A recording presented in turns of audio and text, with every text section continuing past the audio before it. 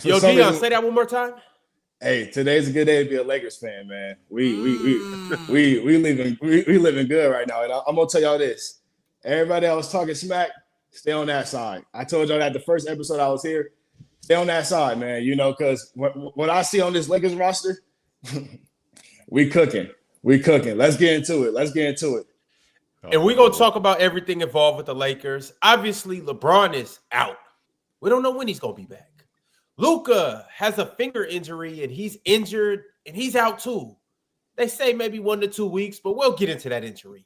But no Luka, no LeBron, not an issue for the Lakers against the Sacramento Wings. Austin Reeves scored 51 points, and we got to talk all about that. On top of that, Wemby's continuing to do Wemby things. Giannis is continuing to do Giannis things. And the NBA is just NBAing. Did I forget somebody, Chill? Cooper Flagg has arrived to the show. Did I forget about somebody, Chill? No, the one you said before Cooper Flagg. One more time. Who'd you say before Cooper Flagg? Wemby? Giannis. Oh, please. Giannis. He's still in the league? Yes. Yeah. Last I checked, he was just, better than Jokic. Man. Yeah, we on timing this year, man. I mean, I love the way this season started, man. It's just proving a lot of stuff that I was saying correct, man. So, man, hey, this is a good episode. Happy Monday. Hey, Mars, be quiet in the corner. That's cool. Like I said, bro, today's a good ass day, man. Shout out to the Lakers. Shout out to LeBron Nation, man. We punching anybody that's in our way. Right jab, left jab. Kung fu. So I'm feeling real good this morning, man. Let's get to it. Yes, sir. Are the Lakers legit championship contenders? Are they legit? I've been told y'all. Absolutely. I did not expect that. Where's the real talk? Where's the real talk agenda when you need it? So if you got them as championship contenders, that means I'm going to hold them to championship contenders. So when LeBron fails, still I get to hold him to that standard that you have all you need. Hey, Jokic's been able to fail. Jokic's been able to fail. The best player in the league. There's 3 players.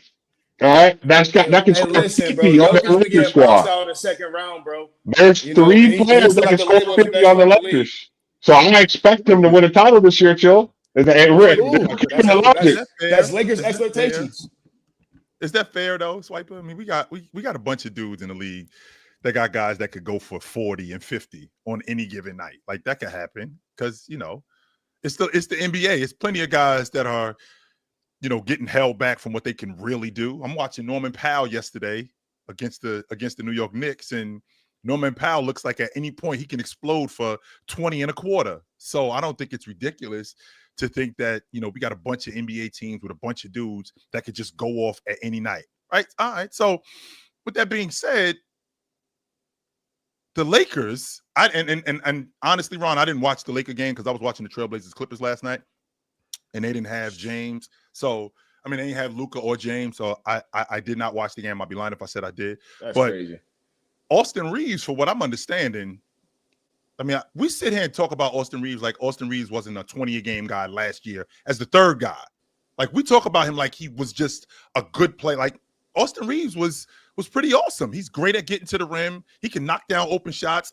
I love the chemistry between both him and AD when AD was there. That was definitely working.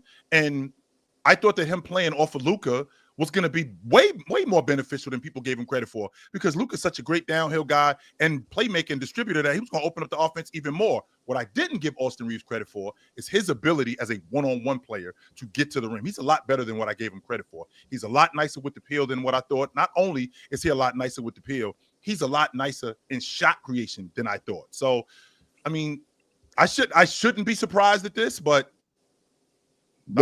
honestly, to me, man, I feel you on that, Joe, 1,000%. But to me, man, I think the 9 and 11 is probably the most important part, for Austin Reeves' game yesterday. And I know he dropped 51 points. I think the free throws, the 9 assists and 11 rebounds, that's the most important part to me, because that shows me that he's not one of those guys that just go out there and get 50 points. We seen Cam Thompson yesterday have 40 points, 0 rebounds, 0 assists. You know what I'm saying? I'd rather have a guy like Austin Reeves that can fill the whole stat sheet up. You know what I'm saying? I need him to rebound, assist, and score. And you see that he was drawing fouls. bro, that makes you one of the most elite players inside the league. You know what I'm saying? That shows that he's been looking at Luka, looking at LeBron James inside the locker room. That shows that those type of leadership inside that locker room is showing to Austin Reeves, bro. This guy was a two-way contract guy. This dude's dropping 50-point, almost triple dub. That's Luka shit. That's LeBron shit. That's magic shit, if you will. You feel what I'm saying? You don't really see games like this at no level, especially not the NBA. So again, man, that 9 and 11 is the most important thing for me last night. And then again, DeAndre Ayton. Hey, Ox, your boy, Sabonis. What's going on with him? DeAndre Ayton, he out here for everybody out here. And that's the problem. I told y'all, 14 rebound guy a night. I told you, man. And listen, we don't need DeAndre Ayton to do nothing else but neutralize the center. We had Rudy Gobert drop 40 points on us in game 6 or whatever last year in the playoffs, man. It cooked us in the Lakers game. He went out there and stopped Rudy Gobert and then stopped Sabonis. Man, that showed you something, bro. I'm telling you. Listen, I'm over here shivering right now because Lakers about to win a championship.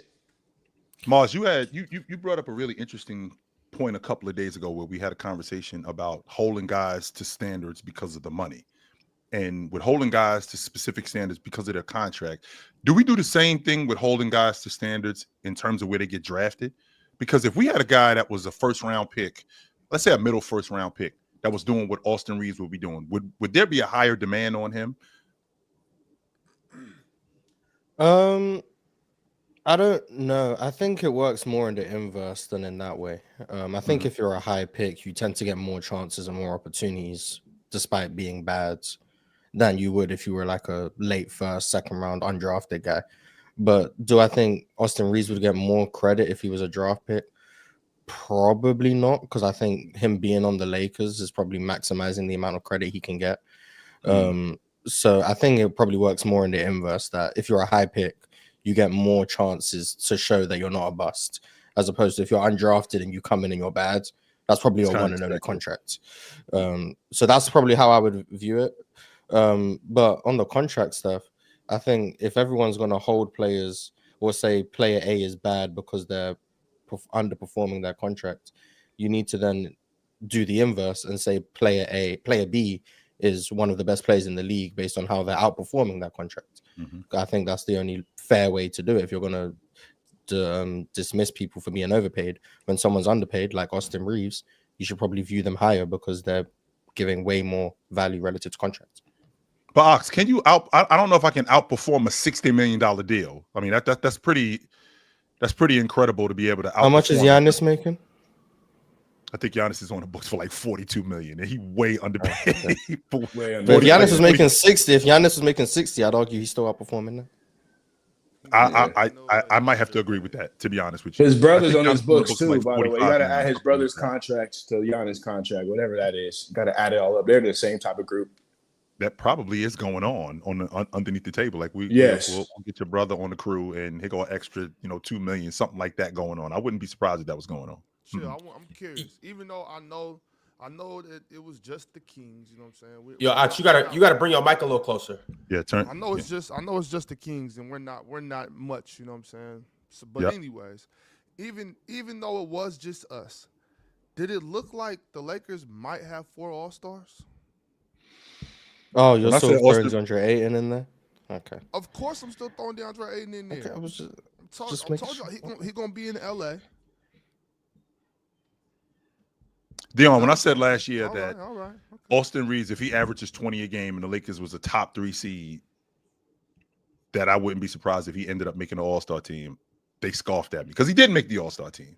And I'm not expecting 50. I'm not ridiculous enough to expect 50 on a regular. But if he does that again and the Lakers are a top 3 seed, is it ridiculous enough for me to think that Austin Reeves is going to make the All-Star team?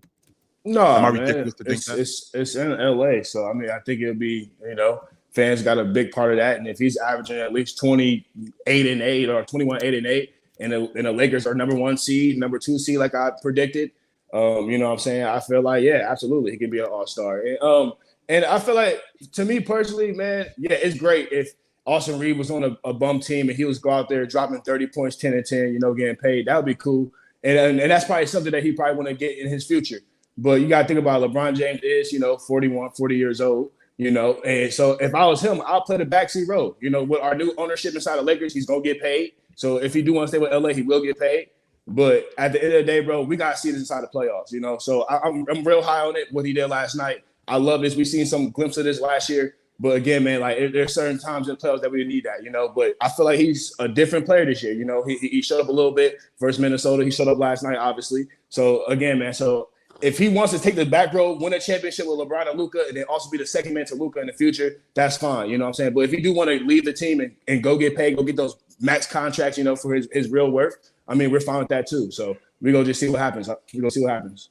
Real talk, I got to tell you. Really quickly, Ron. Real talk, I got to tell you. Where I'm from, we got this thing called jump in. And you start it, I'm going to jump in. All you got to do is swing on them, and I'm going to jump in. You start the Austin Stay Reeves on that side. Stay on that side, boy. That's all I got to say. You swing on them, I'm jumping in. That's all I got to say, real talk. Chill. I remember when I hit you up in the morning on TikTok. I hit you up in the morning on your TikTok morning show. I said, chill. Austin Reeves looks really good, man. I said Austin Reeves looks really good. And the guy goes out there, no Luka Doncic, no LeBron James, and proceeds to drop, I'm rounding up, a 51-point triple-double. That's the third option on the team. That is absolutely incredible. I think Austin Reeves, I know the sample size is like small and whatnot, but every single time that his usage has to go up, he's absolutely amazing these last couple of seasons. So I don't know, man. Austin Reeves is going to be worth the money for whoever pays him. I don't know if the Lakers do it. I want the Lakers now to pay him. Yes, I may be overreacting. Look at Ron. This is nasty out of Ron. This is disgusting out of Ron. Mars, I got a question, Mars. How bro, take it off, bro. Pause, bro. But you can't wear that. You can't wear that jersey, bro. What's the gap between? Because we actually had this conversation last season. What's the gap between Zach LaVine and Austin Reeves? I don't know. Is it astronomical? Are we close? Is it a huge gap? I don't think it's astronomical. I think Reeves is more of a combo guard and LaVine's more of a pure two guard. I think so too. Yeah. And I think most people value the combination of scoring and playmaking that Reeves provides. So I don't know. I wouldn't say the gap is astronomical. Reeves does look like he's better than he was even last year, which is cool because last year he was really good. So if he's still improving, how old is Austin Reeves? Like 26? 25. 25. If he's still improving, I don't know where this can go because his like ability to like slow down now in the mid-range, his handle is really good. Like he's just getting into the teeth of the defense, albeit it was the Kings defense, which is going to suck. And then obviously just the ability to draw fouls is just like uber efficient offense. Oh, he's 27. Uber efficient offense when he's getting to the line as much as he does. How many free throws did he take? Like 20 something? 22. Like you get to the line that much, that's going to be extremely valuable. So I don't think the gap is huge, but I understand why Austin Reeves would be picked. I'll say that. And for everybody out there who, if you missed the game or if you just don't know exactly what went on, the Lakers beat the Kings last night by a score of 127-120. No LeBron, no Austin Reeves, or no LeBron, no Luka, just Austin Reeves and DeAndre Ayton getting to it. Shout out to them. Austin Reeves had 51 points, 11 rebounds, 9 assists, 2 steals. DeAndre Ayton, 22 points, 15 rebounds, 10 of 17 from the field. And on the other side for the Sacramento Kings, Zach LaVine did get to it. He had 32 points, 12 for 24 from the field, 4 for 9 from 3. Also, Domantas Sabonis didn't have the best game. He had 10 rebounds, 14 points. DeMar DeRozan, 21 points. But obviously, the star of the show, the highlight of the night was Austin Reeves. Swiper and Ox, I would like to. I was going to say, where's Ox at? Ain't no way Ox ducking smoke. I know that ain't the Ox I know. Ain't no. It's pretty sad, bro. I ain't never duck. Y'all ain't never seen the Ox run from smoke? Nah. I ain't never ducked no smoke, and I ain't sad, you know. So wait, real talk. You ain't never seen an ox duck smoke, or you've never seen a smoked ox? Yo, Ron, what the hell are you wearing? What you mean? What am I wearing? Hey, He got his Laker propaganda going. Got Hey, his Lakers man. gear on. This nigga, man. the media cartel reached out to us and they made us a deal. Hey, I'll be talking to you guys soon after this show, Real Talk, Swiper Mars. But Swiper, I would like to hear how you feel about the Lakers right now, how you feel about Austin Reeves. And are they in trouble without LeBron or without Luka? Or are they just good? I mean, you without mentioned the Luka? two best players. It's probably not great, but I think Austin deserves a lot of credit for how he developed. I would like to say, and I think this is fair. I saw Austin Reeves coming before anyone else. Why? I don't know if you remember this. 2021-22. It was game 82. Austin Reeves got his start versus Denver when Denver had already secured a playoff spot. I don't know if people remember this. Austin got a 30-point triple-double. Triple-double, yeah, we remember. Mm-hmm. Right at the end of the season. So I remember real time. I'm watching Austin Reeves. I'm like, why he look like Luke Kennard, and he's over here like bink. You know what I mean? Like nice little handle. He's real fluid. But yeah, I mean he's a really good role player. Like at this point it's like I thought. Swiper, are you that suggesting that you turned us on to Austin Reeves? No, like you didn't see what was going on in the I wasn't here playoffs at in the time in 22? 2022. This is just my own little network. We've been on this Austin Reeves thing. This isn't new. But I think if you look at Reeves, Austin Reeves been dope. Yeah, bro's hitting game winners, bro. I know a lot of people have been like talking about, they don't want to give him the money last year, but because we were having conversations, other platforms, shout out Facts and Stats and Evan them about what his money's going to look like. Julius Randle got a $33 million a year deal, and so a lot of people were kind of they were titillating between, is he going to get like a 25 for Christian Brown got this year, or is he going to get like Josh Giddey money, or is he going to get something closer to like Julius Randle? And I think based on how Austin Reeves has played and the fact he was making $12 million a year, remember, this is business, by the way, so this isn't Lakers slander. This is just how business is done. They actively suppressed his market on his first extension because they basically said to everybody, we're going to match the offer, so don't offer him anything because we're going to whatever. So that works because that's a tactic. They keep his money down, so they got him for 12. And then all the while, it's like he kept getting better on it. And I think at this point, Austin is like, in his mind, I think Austin believes I am a 30, 35, $40 million a year player. And I think it would be remiss of Austin to see Christian get 25, to see, I don't even remember, what did Trey Murphy get, Mars? Do you remember the exact number that he got? It was like 22 or something like that? I want to say 25. Wasn't it 5 years, 125? 25, and then Herb got 21. So. See, and that's where None of those divide players comes are with on me. the Lakers, though. None of those No, players but are on the Lakers. but I What think does that that's what that got to do with Austin? You know what I'm saying? You got there's Because different teams. you have to. It's different. No, It's Box, different let me teams, finish. different Let me finish. situations. I'm only going to be here an You know what hour. I'm saying? Trey got value- 4 years, 112. Trey got 4 years, 112.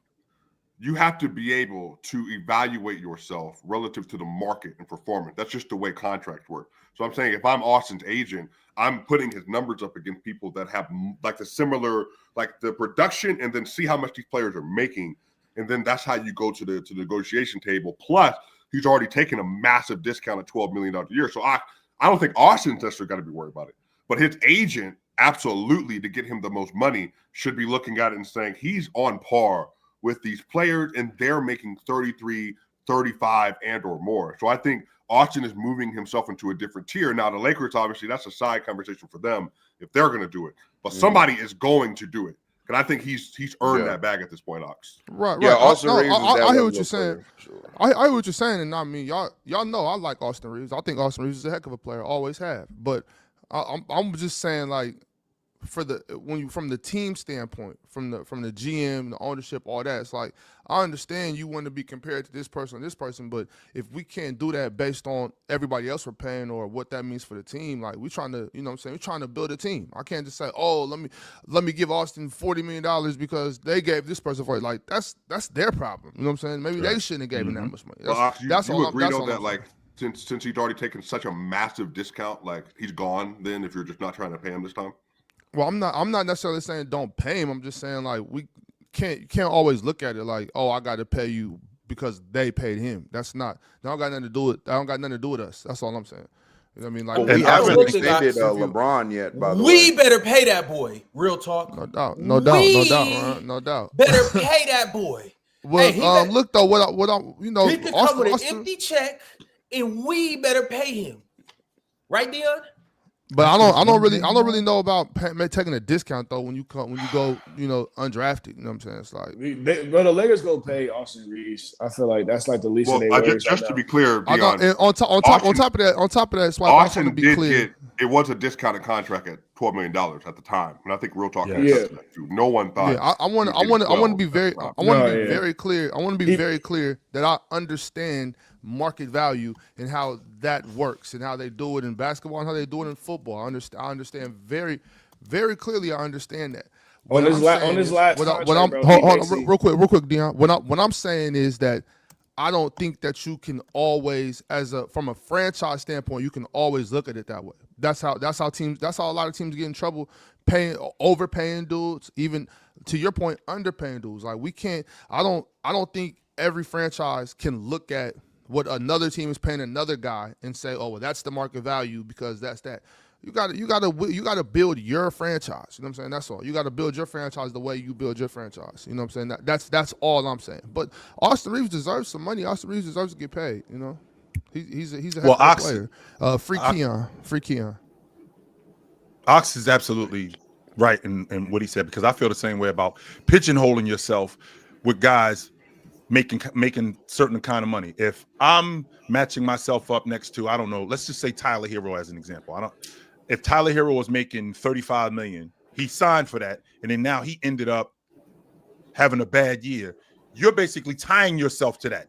You might be better than him, but you're tying yourself to that $35 million that he's making. That, okay, I'm only Tyler Hero good. Well, in reality, you are better than that. So I don't want to, in terms of the market value, I can appreciate what guys are getting, but I don't want to tie myself to a specific player and go, yo, this guy's making $32 million, this guy's making $35 million, because I can ultimately be better the next season or the next 2 years, but now I'm tied to that. I don't want to do that.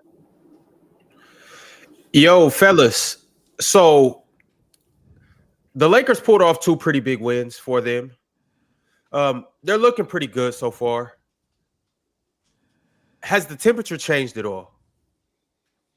What do you mean by has the temperature? What do you mean by that? It's interesting how I saw, if I'm not mistaken, Dalton Connect went off last season. It was the rookie of the year. And now they're talking about getting him off the books. It was a mistake to hire JJ Redick, and then there was a stretch where he could be the coach of the year.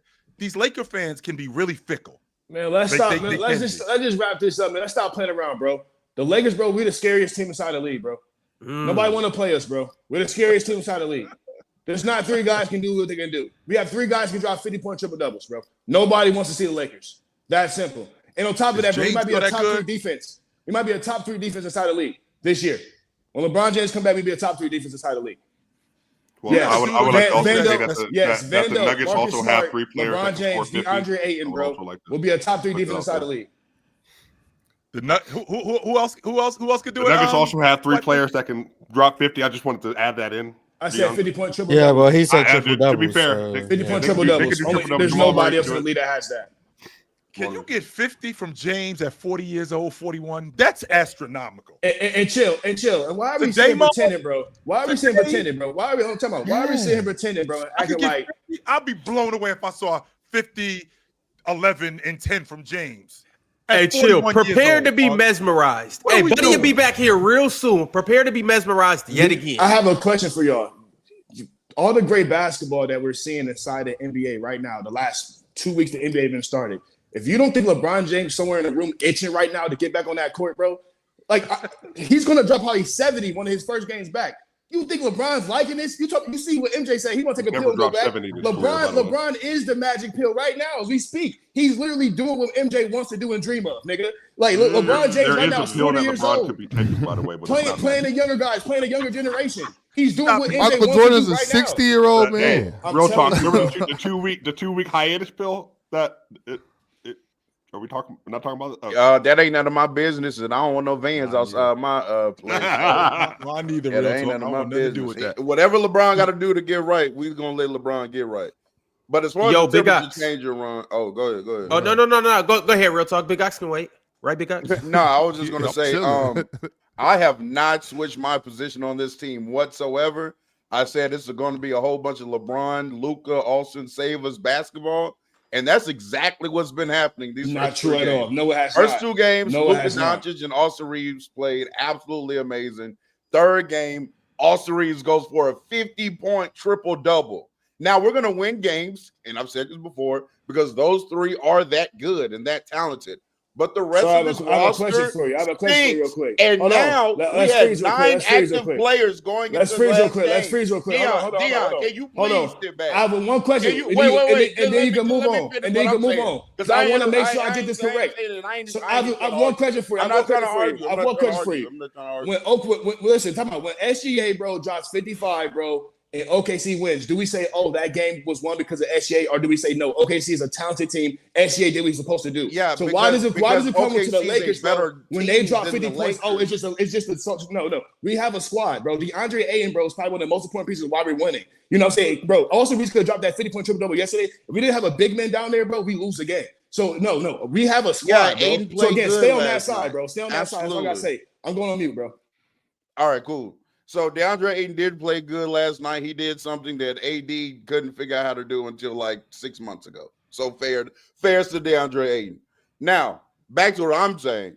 We have a 3-person team. We're going to be an elite offense, more than likely. So shout out to them 3 people. Other than that, we don't have good defensive personnel. Right now, going into the game last night, we had 9 active players, 2 of which limped off the court yesterday, and Marcus Smart and Gabe Vincent. I don't know if they're going to be playing tonight because we actually have a back-to-back. Gabe rolled his left ankle pretty severely, and then Marcus running to the. You'll be all right. I got Bronny. Yeah, we're going to be playing Bronny James minutes. Let's go. So I don't. Yo, real talk. DeAndre ain't showing you enough where you can stop disrespecting him. Bro, he's a hater, bro. He had one good game. I don't think he had one good hater. game. I think he's fine been playing defensively. decent. Y'all been hating, bro. Y'all been hating. Wrench due now. Y'all want to pay up. Y'all mad at me because y'all want to pay up. That shit make no sense, bro. Don't be mad at me, bro. I told y'all what time it is, bro. Listen, bro. Listen, like I said. Also, bro, Dion, that that side. wasn't that you Stay on keep that saying side. triple double. Austin Reeves didn't have a triple double last night. Just want to Stop bro. it. That's cool. Well, just want to point that out there. That's cool. That's cool. Didn't That's have a cool. I ain't mad triple-double. at that. I ain't mad at that, bro. You good? Fair. So what's the bonus have? A 0-0? No, he had a double. He had a double. Yeah, bro. He was, bro. That boy shit in the bed, bro. You know that. That should have been a 20. You don't like that performance yesterday, bro. You not as a real basketball I fan. didn't. Hey, He I'm not playing up here. soft. I'm He not up playing here soft. yelling. I'm not up here yelling and talking about. Oh, no, I'm just watching. I didn't even Ain't watch. no the way game, I so heard let me- Sabonis and bro. soft in the same sentence. There's no way I He just heard. must Yeah, be. yesterday He he must was be playing soft. He soft, must bro, be for soft. He sure, must be. Yo, Big Ox. I would Against like for you DeAndre to speak Ayton, into by this the way. game, though. Exactly. I did already. Can you I talk about what you see? I spoke as much as I could. I didn't have the I didn't get to watch the whole game, so I spoke about what I said. I said free Keon. So let's get Keon. Get Keon. You wanna talk about You can't sit there and watch Austin Reeves bend Dennis Schroeder over and do whatever he wanted to do to him, and play Keon Ellis 17 minutes. Didn't Keon foul out? It's not the point. It's not the point. I mean, Real he talk, fouled real out talk. like 17 minutes. I'm talking about just throughout the whole season though. Like you can tell Keon is not getting the love he deserves. You know what I'm saying? Keon free Keon for the whole season so far. Did he not So start? Keon shouldn't be on the Sacramento Kings. He should be somewhere else. Is what you're saying. No, they're treating him like he shouldn't he's be on the clear. roster. He's clearly not being treated the way he needs to be treated as our defensive stopper. You know what I'm saying? Mm-hmm. We got to do something. We got to do something else. Your best defender is DeMar DeRozan, bro. Good God. All right, Ron. Any other questions, Ron? It's not. No, it's not. Y'all seen that best defender tonight. As a matter of fact, I'll just put my King shirt on. I'll take this jersey off. Russell Bro, Westbrook please, bro. is back. Yeah. Hey, y'all tried to write him off. Y'all tried to say he wasn't an NBA player. They tried not to give him the contract that he deserves. They tried to say he's still not a top 100 player. It's okay. What do you have? 18? Y'all He had seen 18. He had what I 18 seen last night, Bro, Yeah, 18 last night. Trust me. 18, 6, and 6. All the Lakers 18, fans, 66, man, we were sitting there, bro, so happy letting Russ be Russ on the other team. 4 bro. for 6 from It 3. was great. It was great 4 seeing for 6 Russ from 3. jack up threes and miss the layups and, you know what I'm saying, do all that, bro. We was loving every second of it, bro. I ain't gonna lie. If y'all didn't play Russ, bro, y'all might have won, bro. I'm gonna be honest, bro. And I'm not even a Russ hater. I'm just saying, bro. Listen, he is signed a kid jersey game. That was corny, bro. So I'm just saying, bro. You know what I'm saying? That kid should have had a better jersey to to sign. in the league. But listen, bro, like I said, you a hater, gang. You be hating on the Lakers. It's that simple. Ron, over He should have under, had a better jersey to sign, Deion. Ron, over under 1 month before Russell Westbrook is starting at the point guard spot for the Sacramento Kings. Russ gonna be starting by Christmas. It's clear as day watching Keon, shout out Malik, he was getting busy too. But even watching Malik, watching Dennis Schroeder, hey, by Christmas, the starting lineup in the backcourt is going to be Russell Westbrook and Malik Monk. Keon Ellis, sorry, Ox, free Keon. Yeah, he going to get free to that bench. And Dennis Schroeder, they're going to be coming off the bench. And no offense to Austin Reeves, him dropping 50 points, but that's totally fine. What the hell would SGA do to that team right now? What would SGA do to the Sacramento Kings, bro? I mean, you guys are worse we'll than you think. I told y'all like a bottom, bro. Y'all 25 to 30 teams in the NBA, bro. Y'all ain't playing no defense. Y'all be jacking up a whole bunch of inefficient mid-range shots, bro. Y'all don't play no D. Y'all kind of small. You got a soft guy in the paint, Sabonis. Sabonis want to go. So they're not even a playing team, Dion. You don't even think they're a playing team? No, bro. No. Well, I mean, we'll see what happens when we play SGA. I can't give you a number, but we'll see. I mean, we have to play him, right? When that day comes, we'll talk about that day. But until that day, we are going to continue to have this pool party right here on the panel by way of Splash Sports. You guys see this big, beautiful whale on the screen. What you need to do is jump in the pool and swim with this whale. You can do this by downloading Splash Sports, and you can do that by clicking the link that's at the top of the chat in the bio on all of our socials as well. You can click the link in the bio, or you can simply just scan this QR code on the screen. With Splash Sports, you can make your picks in your favorite sports with your favorite player projections, and you compete against fans, not against the house. You don't compete against the house because that's what amateurs do. Now, we got a little prize pool of $2,500 right now. And this is in our NBA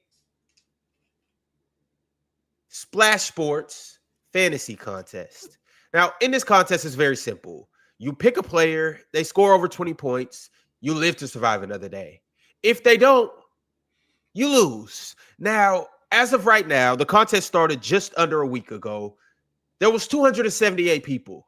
Now there are only 66 remaining survivors. So I will keep you guys updated on who advances, what's happening. Once we get down to the top 25, top 10, we'll definitely start shouting out people, and we'll see who ultimately will be the last one standing. Also, Swiper, we have an NFL contest as well. In that NFL contest, there are still 2 remaining people. And these 2 are really just cooking right now because we're 9 weeks into this Survivor contest, and they are still alive. My man DK Betts and my man Durag Mike, y'all keep doing what y'all doing. You guys have to pick another winner in week 10. So we'll see how that goes. I'd be cooking right now. Justin Herbert and sell me in New York and score 10 points. But shout out, man. Shout out to Justin Herbert, man. Shout out to the Chargers. Never put your hard-earned cash on the Chargers. I'll tell you that much. Well, y'all know what it is. Download Splash Sports, and we will see you guys in the winner's circle. Also, we're going to transition. Cooper Flagg had his breakout party last night. He's a point guard. Cooper Flagg's a point guard. Everybody that don't believe in him being a point guard, you're out of your damn mind, bro. Cooper Flagg is a point guard in today's league. Okay? It's just that simple. So, Ron, what we did was a couple of days ago, and I think I mentioned this a couple of days ago, they ended up losing to Washington, and I thought Bub Carrington did a great job in picking him up full court and being a disruptor. So we get about 3 minutes. We got about 3 minutes left in the third quarter, the fourth quarter. We got about 3 minutes left in the fourth, and Dallas has made a run. They back in the game. Anthony Davis ends up turning the ball over. Ball goes right through his hands, turns the ball over. Dallas gets the ball back. The next trip down the floor, they end up missing a shot because they got the momentum. They want a 10-0 run at this point. Washington misses a shot. Dallas gets the ball back. AD gets it off the glass, pitches it out to Coop. They end up throwing the ball out of bounds again. That's your ball game. Washington ends up getting the ball back. They score. Dallas comes back. We get nothing, but we try to get a quick shot, and then they go back up 14, right? They go back up 14 just like that. So I felt like Anthony Davis left a lot on the table. Last night, I think they were a little bit different. I thought Coop advanced the ball a lot quicker than he did. He didn't let these guys speed him up in the backcourt. He advanced the ball. When he got the ball in the backcourt, I thought he was really good at getting to the rim. Anthony Davis, he's been a little bit better in the mid-range this season, right? He's been a lot better in the mid-range this season. Cooper Flagg, he's a quick study, and I like that about him. I like guys that it doesn't take long for them to pick it up, and I think that he's going to be really good at that lead guard spot for them. I'm not saying that he's Magic Mars. I'm not saying that at all, but I think he's going to be good at that lead guard spot this season. Why not? And the fact that they got D'Angelo Russell back. Why not say he's Magic? Why not? He's Magic. He's 2026 version of Magic Johnson. Why is that insane to say? Cooper Flagg has all the tools, and he's 6'8", 6'9". He's a point guard. Listen, bro, I'm telling you, bro, with the minds of the Mavericks, man, they let taller guards go to work, bro. He's in the right situation. Anthony Davis, all those guys that's taller than him, he feels like a guard on the floor. It doesn't matter if I'm 6'9". If everybody around me 7'4", I still feel short. So it's just that simple. For all of those who didn't tap in, Cooper Flagg had his best game yet. He's only played 3 games, but it felt like a breakout game for him.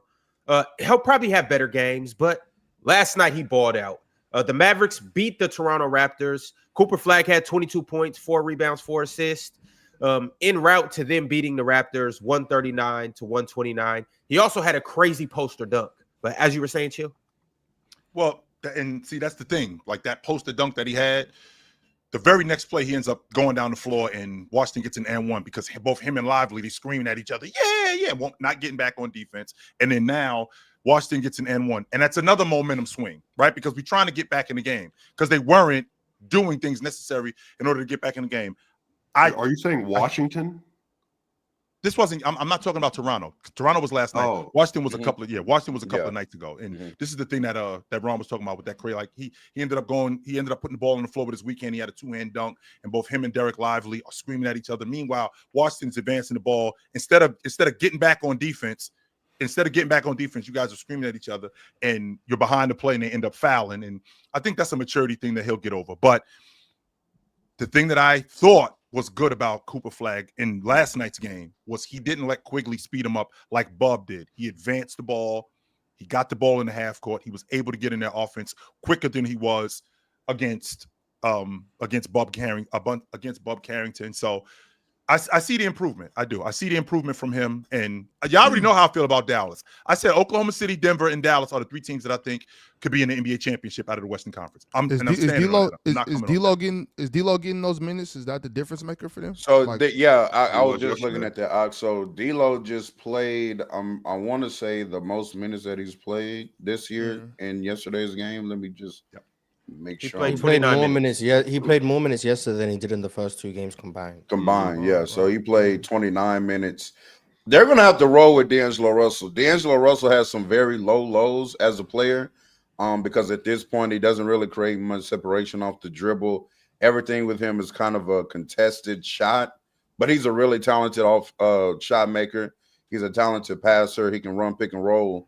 So they're gonna have to just roll the die on D'Angelo Russell. This Cooper Flagg PG experiment, I don't think he needs to be playing heavy point guard minutes as of right now. They have to also wait until they get Brandon Williams back or somebody else that they can trust at that point guard position. But Jason Kidd's gonna have to play D'Angelo Russell right now. Yeah, I like Coop push. I like Coop pushing the break. Like You know, to where if D'Lo's up here, he doesn't have to come back for the ball, or whoever is at the point guard, like he can get it and go. But I don't like, just like I was saying I feel the same way like I said about Amin Thompson and Reed Shepard. When we get the meat and potatoes of the game. Yeah, it's like we don't. You don't. There's no reason for, and y'all know I'm not very high on D'Lo, but if you got D'Angelo Russell, there's no reason for y'all to keep trying to make this kid play point guard. No, you know what I mean? disagree. Like, he can push the break. He can get the ball and go. But as far as just playing the actual point guard, like him coming back for the ball and any of that stuff, I think it's unnecessary because you're gonna need to win games before Kyrie. If you like, because you think the Dallas Mavericks are that good, I think they're that good with Kyrie. Now, before Kyrie gets back, you have to win some basketball games. You know what I mean? You can't. I'm not willing. If I was, you know, in their front office or whatever, their coaching staff, I wouldn't be willing to put that in the hands of a kid. You know what I'm saying? Like, as far as a point guard goes, I think D'Angelo Russell's your best option for sure. I've seen that story before, man. We've seen the story with D'Angelo Russell. We've seen the story with D'Angelo Russell. Didn't D'Lo in regular season have like? Say what you said again, Mars. Can you talk to me? Can you talk to me about Cooper Flagg and D'Angelo Russell? What you seen last night? How you feel about the situation? I think D'Lo. Am I tripping, or did he just cut me off like a man? Yeah, he cut you off 4 times. You wanted to ask about D'Lo having good seasons on the Lakers a couple years ago. Oh, okay. All right, go ahead, man. Go ahead. Really good. D'Lo shot the 3 well. Yeah, congratulations. Yeah, I think he was good in 23. No, that's cool. I think D'Lo looked good. I think it's about time a point guard gets minutes on a roster that needs a point guard. I think most of Coop's success yesterday came in transition and being used like a wing. I don't even think most of his success came from what he was doing as a point guard. They also went away from this Anthony Davis hub nonsense that they were doing in the first 2 games and said, Anthony Davis, go be a big. So the game they win, although Toronto have some issues that I'm kind of concerned about, but the game that they win, they use their wing like a wing and their big like a big. I don't think that's coincidental. I still don't think they're that good, but at least now you're using people in their correct roles. If you're trying to develop Coop, I think point guard reps can be cool in the right situations. But to Ox's point, development and winning normally aren't on the same timeline. So if you're trying to compete, which is what the whole Nico Harrison has been trying to sell to his fan base, you can't really afford to keep losing games trying to experiment with this point guard Cooper Flagg nonsense, in my opinion.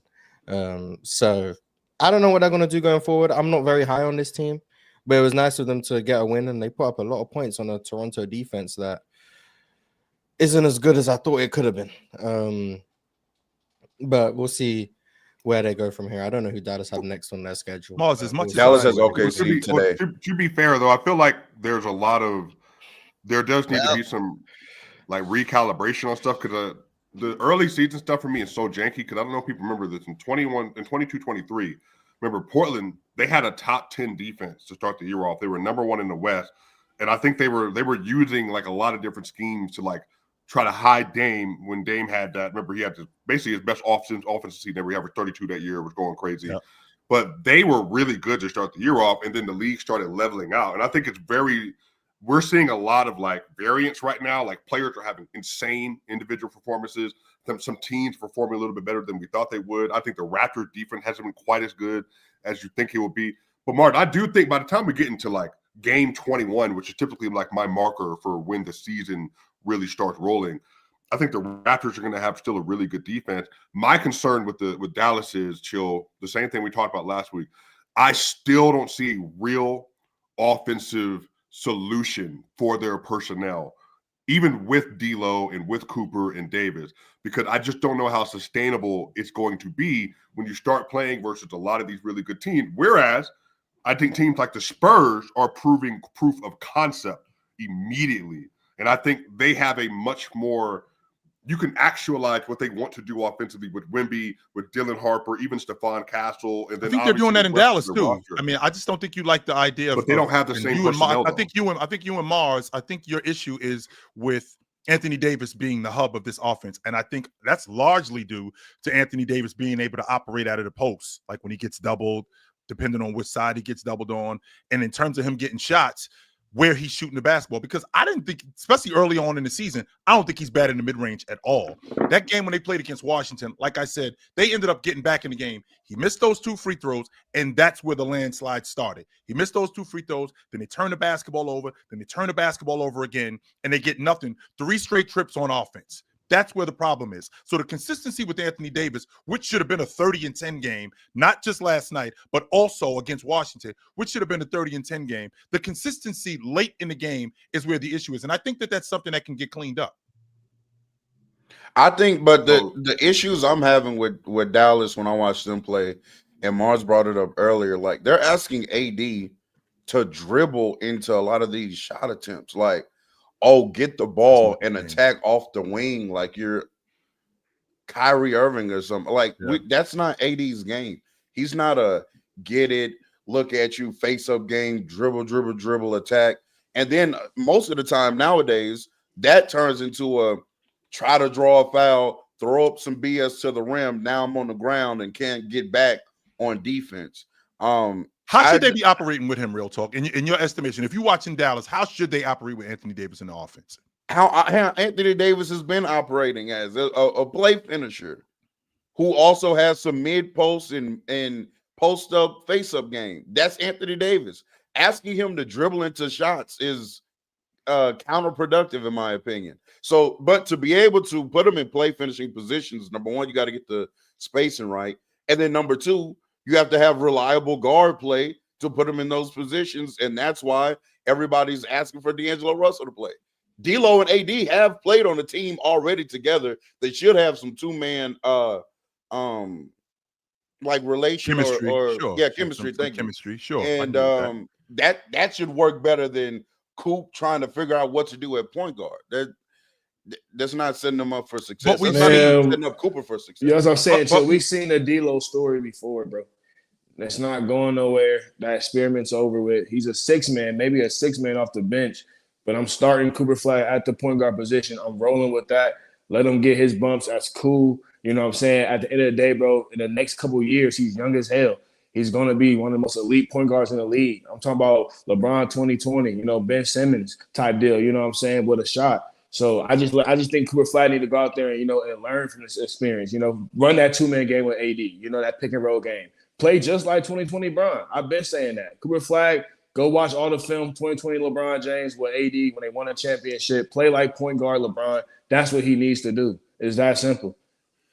And my issue, all right, fellas. Like we'll circle back to Cooper Flagg and the Mavs. We got to move on to these crunch time chats, though. I appreciate everybody that's here in the building. I appreciate everybody that's showing us love via that like button. I appreciate everybody that's subscribed, and shout out to all of our members. But as of right now, we about to get into these super chats. Before we do that, we will be on playback tonight, 7 p.m. Eastern time, watching Donovan Mitchell and the Cavs play against the Detroit Pistons and Cade Cunningham. And we are going to see which one of these teams are really looking ready right now. Also, if you missed the press box yesterday, don't even trip. You can go back and watch the episode. It was episode 29. They were talking about whether the Ravens' season is over. Even though they got a win yesterday, their season might still be over. And also, shout out to all the Trailblazers. These are the Trailblazers right here from last Friday. My man, Animatica Studios came in number 1. Nims Nose Ball came in number 2. Pip named Slickback came in hot at number 3. Shout out to Hunter TV at number 4. And Run My Fade Inc. at number 5. These are the top chatters of the day on Friday. You could be a top chatter today. This includes all the activity that you put in the chat, including super chats, including just how much you type in the chat, all of that good stuff. So I hope to see you on the list, but shout out to them guys. They put in work last Friday. All right, let's get into it, y'all. We got super chats. Teddy Hart 913 said, please react to the Anthony Edwards and Cat Williams Adidas commercial, sending shots at SGA. Have y'all seen this? Yeah. I did see it. Mm-hmm. Y'all liked it? Cat I love that energy.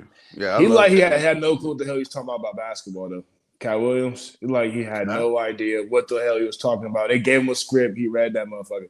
That's what it sounded like. Cat's pretty tuned into sports. He's always been a big sports guy. I don't know, because the shit he was saying about SGA, that sounded like all like the little hype noise. That's not truth. You know what I'm saying? We know SGA is a real bucket. We know that he earns his free throws. So if you talk about any type of nonsense like that, you really don't know basketball. So it's not they gave him. He showed him some love though. He called him smooth. He gave him some compliments. He was just like, but that's just not this, which also is a lie. But hey, he hyped this man up though. That's cool. That's cool. Shout out Cat Williams though, but I don't know about that one, bro. I ain't wearing hit for real. I ain't showing no love to Adidas. I hate Adidas. They terrible sneakers. We wore Adidas Why in is college. They suck. I'm good. I'm not an Adidas fan. They just awful shoes. They just are. The answers are that doesn't take away from how awesome Anthony Davis. That doesn't take away from how awesome Anthony Edwards is, because Anthony Edwards is awesome. I'm just not an Adidas guy. That's all. So you wouldn't wear no Donovan Mitchells? No, I'm not. You know what, Chill? For Christmas, I got you. You gonna fully support your man this season, and you gonna get them right back. That's what you gonna get. If you got me, you gonna get them right back, because I'm not wearing them. No, I'm not. All right, we got a super chat from Animatica Studio. Shout out Animatica, was just number 1 on the All Trailblazers list last Friday. Now he's sending through more super chats. Animatica said, "We won the chip not 15 months ago. What happened?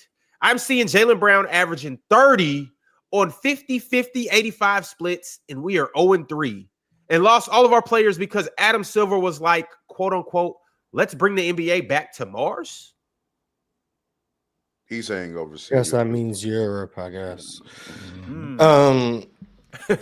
Jason Tatum. I mean, I don't know what to tell you. You don't have your best player. You don't have your point guard from last year. You don't have your center from last year. You don't have your power forward from last year. If you couldn't foresee your team wasn't going to be that good, then you also don't have your backup center from last year either. Like, Luke Cornett's gone too. They lost 6 players. The roster is depleted, to say the least. Like, I don't know what you really expected from the team. I feel like, all due respect, if this Boston Celtics team, like this exact same roster, this exact same coach, hadn't just won a championship and they were instead called the Charlotte Hornets, everyone would have had them in the lottery. But because they're the Boston Celtics, they have action. They might be in the playoffs. They might be the 6th seed. They might be in the play-in. Maybe they do make the play-in. Maybe they are the 10th seed. I'm not saying it's impossible. But I feel like everyone would have had this team as a surefire lottery team if they were called the Charlotte Hornets or the Brooklyn Nets or the Washington Wizards. But because they're called the Celtics, no, you can't say that. So, take it a step further than that, Mars. We don't do that anywhere, Ron. When a team loses 4 of their 5 starters, what team loses 4 of their 5 starters and we still super high on them? Nobody does that. We up here talking about the Indiana Pacers, who only lost their point guard and their big man, and we're like, nah, that team ain't making the playoffs. The Celtics, on the other hand, they lose 4 of their 5 starters, who they did win the championship with, and we like, nah, they could probably make the playoffs as a 5 or a 6 seed. Give me a break. Jaylen Brown is balling though. Shout out to JB. Yes, he is. He is also averaging more turnovers than assists. But he's shooting the ball extremely well. One more time. Turn Real Talk mic up. Because I don't think he's averaging more turnovers than assists right now, but he is shooting the ball extremely well. So Can we say Jason Tatum a lot? Hey man, but Derek White on his All NBA run though. Derek White's on his All NBA run. He's shooting 32% from the field. He's shooting 32% from the field. That's not happening. He's on his All NBA run. I was told. Mars, which one worse, man? Jaylen Brown hairline or the Boston Celtics? Which one worse? Because he playing hairspray. Painting his hair and all that. I'm the wrong person to ask about hairline. Shout out to Jaylen Brown, man. That boy doing moves, putting dirt on people's jerseys. I'm like, yo, you tripping, gang. I don't know, Ox. Maybe, just maybe. Maybe Jason Tatum is better than what people think he is. Maybe. No, I don't think that's indicative of this. I mean, we just acknowledged they've lost 17 players. We're not about to put this on Jason Tatum impact. If you lost all these guys, everybody, and lost Jaylen Brown instead of Jason Tatum would be struggling too. Man, they'll be 3-0, bro. Come on, man. Man, we're still being nasty though, because like we can look at the 3 teams that they played, and these are 3 teams that are better than them. Philly Maybe, but they lost to Philly opening night by 1 point. People ain't have Philly better. Maybe. I'm gonna say maybe. I'm gonna say maybe. If Tatum in, that's a dub. But the other they went to pay him for the game. All right, you can say that. Fair enough. The other two teams with Tatum and without Jaylen Brown, they don't beat the Knicks. With Tatum and without Jaylen Brown, they probably don't beat the Pistons either. These are clearly two teams in the Eastern Conference that are going to finish higher than them. Once again, Philly. we actually don't know that. But. I mean, good We really players. don't. I'm telling you that these two teams are going to come on. Real talk. Stop. The Knicks are better than the Celtics. And the Pistons are better than the Celtics. Okay, so that's all but I'm saying. Something that's lacking for the Celtics right now is ball handling and playmaking. That is some of that issue is resolved with Jason. That's my point. I agree with that, bro. That's what I'm saying. I'm not going to argue that. Nobody can listen. It's not an argument that they're worse without Jason Tatum, without Porzingis, and without Drew. Okay, I don't think they're lacking ball handling. You have Peyton Pritchard. You have Anthony Simons. You guys don't like Jaylen Brown as a ball handler. Whatever. They have Jaylen Brown. Ron, don't whatever that. White. That's a big deal, Ron. Don't whatever that. All right, but Jaylen Brown's not their primary ball handler. He's not their primary ball handler. It's Peyton Pritchard, Anthony Simons, and Derek White. Okay. That's their primary ball handlers. He's their primary scorer, though. So if you're the primary scorer, and he's getting primary ball handler, and he's getting to it. The rest of the defense, they relax, bro. They relax. This is why you guys kill me with basketball discourse. We just put the stats on the screen. The dude is averaging 30 points on 50, 85 splits. And the first thing y'all run to, he's averaging more turnovers than yada, yada. His job isn't to distribute the ball. His job's to put the ball in the hoop. The important thing is, though, he got to take care of the ball, though, Ron. He can't. Yeah. He got to take care of the ball. Basically, the other opposing team is saying, go ahead, Jaylen Brown, score as many points as you want. No, that's not what they're doing. That's not what they're doing. They're trying to guard you. Anyways, we don't got time for that. Let's talk for real. Let's talk ball. That's talking ball. If you put either way, either player. Basketball right now. Okay, keep talking ball. Keep talking ball. So either way, if you got Jason Tatum out there instead of now you about to talk a whole bunch of bullshit. Now you say a whole bunch of bullshit. Now go ahead. A whole bunch of bullshit. Keep listening. Enjoy the bullshit. So if you got Jason Tatum out there instead of Jaylen Brown, you're still gonna have a lot. You're still gonna have a lot of the same issues as far as not having a great supporting cast. All great players need help. You know what I'm saying? Like it don't. That's a fact. We've never how many times have we seen great players not need help? You need. And I'm not saying Derek White's not a good basketball player. I like Derek White. But the roster construction for the Celtics is terrible. I told y'all they need to just go. And I don't advocate for this ever. But the Celtics need to go ahead and just sit it down. You know what I'm saying? You want them in the Cam Boozer sweepstakes? In the Cam Boozer sweepstakes. That's what I'm saying. You want them in the Cam Boozer sweepstakes? I said this. Cam Boozer sweepstakes. I said this a couple months ago, chill, man. They need to go get Cam Boozer. Shit. All right, y'all. The next super chat I got is from Nash Kane. Nash said, Swiper trying to push that. Swiper trying to push that the Lakers need to win a title because they have three guys who can drop 50 when the Nuggets also have three guys who can drop 50 and still lose is funny. Double standards for Jokic as usual. Who are the three guys on the Denver that can drop 50? Jamal Murray. Yeah, who's the three guys on Denver? Murray and Jokic. The one who actually dropped 50 this season. One that I was being ironic. That's we know because you brought up the Clippers stuff. We know, but Joker, they gotta get the agenda off on you. So one more time, Joker, Jamal Murray, and who else today? By the way, Aaron Gordon. That's right. Cam Johnson scored 50, correct? No, he scored 40. He doesn't have the shooting volume probably to get the feet. Maybe, I don't know. At this point, how many players on each team could score 50 if they had an opportunity to just run? A lot. That's a lot. Yeah, I mean, I'm legit. I mean, no, man. Bradley I got Austin Reeves over Aaron Gordon, bro, for sure. James Harden, Kawhi, maybe, but his shot diet, and then you would have to go to I really genuinely don't know, bro. Like, there's a Şengün could probably do it at this point. Kevin Durant, maybe if he takes enough shots, obviously, just shot volume for him. I mean, I feel like everybody got at least two. Franz can, Paolo can, Bane, maybe. Yeah, if you go out there and that's your goal. If we're not talking about winning basketball games, if your goal is just to score 50 and you get enough shots, there's multiple players on multiple teams that can score 50. But if we're talking about now who can do it in a winning effort, though, that's a different story. You know what I'm saying? And I said 50-point triple-double to start off with anyways.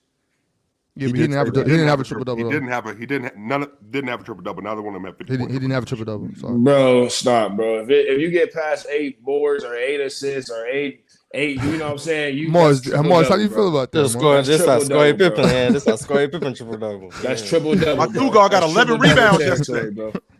That's my what I'm two saying, guard bro. my two guard had 11 rebounds yesterday. Now, if he had double. like 5 and 4, something like that, then That's okay, damn cool. near I'm triple exaggerating, double. bro. But he had 8. It is though, 8, damn near for real. You feel what I'm saying? Pretty That's triple impressive. double. Basically. Yes. If he look, if Austin Austin Reeves had any jersey besides the Lakers on, I'll be with Dion. Yeah, I know, man. And that's a it didn't triple happen double. to your Kings. That's why you No, hate it don't got nothing to do. It don't got nothing to do with the Kings. It's the Lakers. Because your Kings I hate hurting, bro. I hate the They Lakers. bro. I hate the Lakers more than I love the Kings. Like That's sad, bro. That means you double devastated. You feel me? Dion, You really I was hating the Lakers before you was born, bro. Relax. Man, Sit back. I hate the Kings. Sit back, I little bro. love We the talk. I'm Lakers, talking. and I'm talking I about my love Laker LA, hatred so right now. It's like the opposite. It's a great morning for me. I'm feeling good. You know what I'm saying? And Marge, bro, I'm tired, bro. Smile, bro. Smile, bro. I know you want to smile, gang. Dang, bro, what's going on? Look at him. Straight face. Come on now, man. We out here, man. If a guy had, let's take the 51 off the table, real talk. Go ahead. If a guy went 11-9, isn't that almost a double? Oh, I said it earlier. I'm rounding up. That was a 51-point triple. Facts. That's what I'm saying, bro. Come on. That's a 51-point triple double. I ain't finna do it. Just like Luka scored 50. Luka scored 50. And no, he didn't. No, he Luka had didn't. 50-point triple double. He had a 50-point triple double. Luka had what he had 9 assists. He sold his bro. 50. He sold his 50. We not Miss getting at the free throw line. Yeah, miss at the free throw not line. getting an That's crazy. assist. We can say that your teammate missed the shot. Not getting your 50. You missed the free throw. Nah, you ain't get 50. That's on you. That's just tough. Make it free. That's true. 50 in my book. It's like when KD had 49 against the Bucks and he missed the free throw at the end. You ain't get 50. That's tough. No 50 for you. All right, y'all. The next super chat I got is from DNE MLV.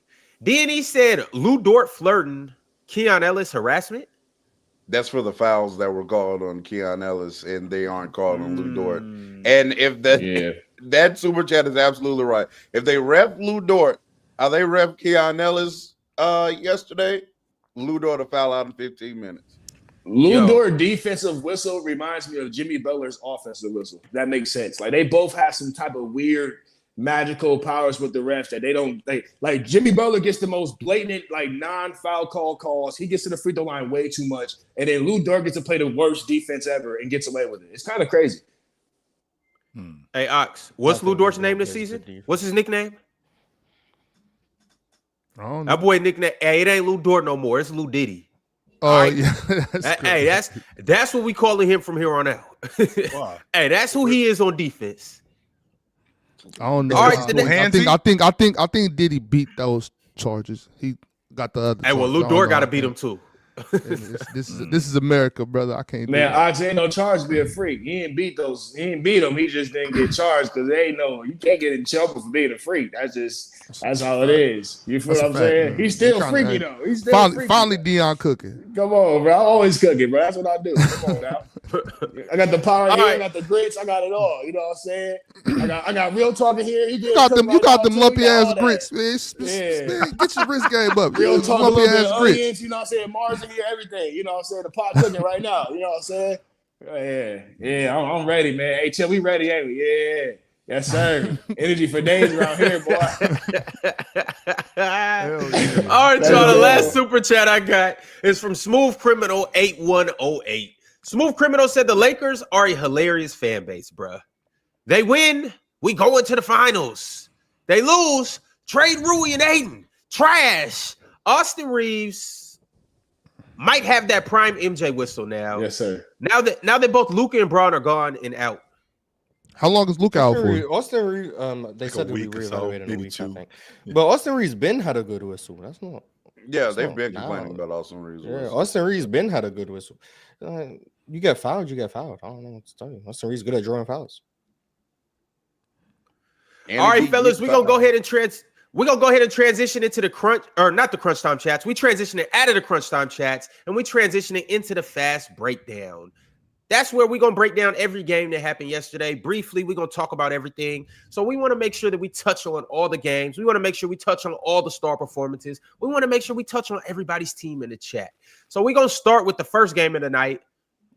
Hey, well, it's the good one, y'all. The Spurs versus the Nets. In San Antonio, the Spurs beat the Nets by a score of 118-107. The Spurs improved to 3-0, and the Brooklyn Nets are now 0-3. Obviously, we talked about it a little bit earlier. Cam Thomas had 40 points. No assists. Did have 2 rebounds. Michael Porter Jr. only 16 points. And on the other end, the Spurs really just got busy. Victor Wembanyama, 31 points, 14 rebounds, 6 blocks. Also, off the bench, Dylan Harper, 20 points. Fellas, talk to me about this. Keldon Johnson off the bench at 19 points too. Talk to me about this game. I guess I'll start real quick. I'll say this one thing, and y'all got it, bro. Can we stop pretending that Cam freaking Johnson is better than Michael Porter Jr.? That was not a good trade, bro. MPJ is way better than what's called Cam Johnson. But go ahead, y'all got the floor, bro.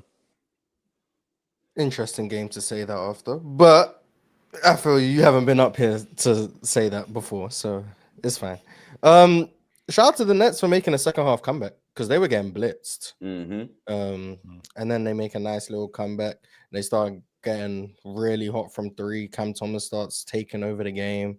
The Spurs start struggling dealing with Wemby double teams and missing shots and other nonsense. And then they closed out the game well. The Nets, I think, are probably going to have the worst record in the league the more I'm watching them. What's the bright spot for the Nets? Nets? Good. If you watch that draft pick they about to get, that's what I was thinking. That's probably everything that's probably the one bright spot for them right now because they got a couple of guys playing for contracts. They got a couple of bucket getters, and the one bright spot that they have is really Jordy Fernandez is going to make those guys play hard. But if I'm being honest with you, Brooklyn is a dumpster fire, and I already said this to you guys before. Watching them yesterday. I mean, and I didn't watch much of the game. I really didn't. There were other games that I was watching. I didn't watch much of the game. But with that being said, one of these 5 picks got to hit. They have to. We got 5 ones, Joe. 5 of them. One of these dudes got to hit. They have to. One of these dudes. I see you changed up the way you said that, Chill. I like that. I like that. I'm kind of adapting to the lingo around here. I got you. I'm adapting to the lingo, no doubt. Mm-hmm. Dub growth. Yes, all right, the next game we got. You want to? Oh no! Go ahead, I just wanted to shout out Dylan Harper. He played a really good game yesterday for the San Antonio Spurs. He's a very impressive guard. Can get downhill pretty easily. Has a really good handle. Can finish very well around the basket. And Stephon Castle has now shown 2 straight games. He has a knack for being able to hit some big time buckets. Late in against New Orleans, he drove the lane, did a layup late in the game against them. And no. That was yesterday against New Orleans. He hit the pull-up 3. Yeah, against New Orleans, he hit the pull-up 3, which was also huge averaging basket. 7 turnovers a game. He is, and so San Antonio. Yeah. I know some people are very hype on Stephon Castle and Dylan Harper right now, but that team is going to be better when De'Aaron Fox comes back because he's better than Stephon Castle, and Dylan Harper too. Oh my God, Mars, you would be surprised. You would be surprised right now what people which is kind of interesting too, real talk, because you talk about Dylan Harper, how productive he was coming off the bench, and you know how fast he is, how great he is getting downhill. We got a guy that's hurt right now that does all of that stuff, and he's even better than him. So wait till we get him back, right? So as good as Dylan Harper is, we already got somebody that's like that, right? We already got somebody that's better than him. So I'm sure De'Aaron Fox, just like Dion talked about with James itching on the sideline. De'Aaron Fox is on the sideline itching, like, wait till I get with this crew. Watch how much better we're going to be when I get with these. Well, on the bright side, them being good, like I know it's 3 games, but them starting the season good means De'Aaron doesn't need to rush back to try to get them. He doesn't. That's facts. Yeah, that's facts. As long as they're still hovering and being good and competing, De'Aaron can get back to as close to 100% as possible, and then come back into the fold, instead of having to rush back because they start the season 4-11 or something. So 25 and 10, bro. 25 points, 10 assists. Always go look better than 40 and 0, bro. I think 40. I'd rather have a guy low-key have and 3 turnovers too. I'd rather have a guy have 10, 10, and 10, bro, than a 40 piece and 0 assists, bro. If you a guard, you got 0 assists. Bro, I mean, bro, that's just losing effort. I don't want to play. But Dion, we already know who Cam Thomas is. I mean, Cam Thomas. Crazy. The But game, I don't literally, care, bro. literally No, the bro, game change before your he had bag 33 then, and 9, bro. and they still lost. So I don't Yeah, know what to tell you. yeah. Like we look at we have this Bruh. knack of blaming the best player on the team for why the team sucks. Bro, Like, listen, I bro, know he it gotta is. pass weird, that bro. rock. He gotta Like, pass that God rock damn. to the team bro. going, bro. What you mean? The Like, game bro? before he had 9 assists, they still lost. Bro, Like, I'll what do give you that. mean? But this game, bro, 40-0. You see, And what also I'm saying, bro? he did pass the ball. I mean, an assist. I'm sure they just to Cam missed. Thomas's point. Yeah, to Cam Man, Thomas's nah, point, bro, there's no you get excuse for assist, that, you get bro. assist, but you get assist by your teammates Nah, making bro. shots. Nah, you're not getting And quite 40-0. frankly, You're not getting 40-0. I watched him pass the ball. I watched him get double teamed, kick the I ball watched out, the game too, and guys missed. bro. So, but Get if in they make rotation the if faster, they make bro. the Get if your they big make man the involved. shots, Drop it off to all your of big a man a sudden, little Cam bit. Thomas is playmaking. I don't know. Well, that's If the they Mars' make- point. Like I can drop it off there's to my no big man difference all in what night, he but if did, he's like, not, God if damn. Claxton isn't finishing around the rim like he should, because that's where he plays anyway, then it doesn't make any difference. It doesn't make any difference if he does that. With that also being said, Cam Thomas is trying to drop it off to these guys and they ain't scoring. So because they ain't scoring, where are we gonna get buckets from? Hello, right here. This is Nah, where I'm we not. gonna get I'm not. buckets from. Yeah, he's So- not. He's not a very good playmaker. He's not even the most willing playmaker. No one's arguing. Yeah, that. yeah. But like the assist stuff, it just throws me off because like we all know assists are dependent on the person making the shot. Bro, Like, I zero, watched him. bro. Nah.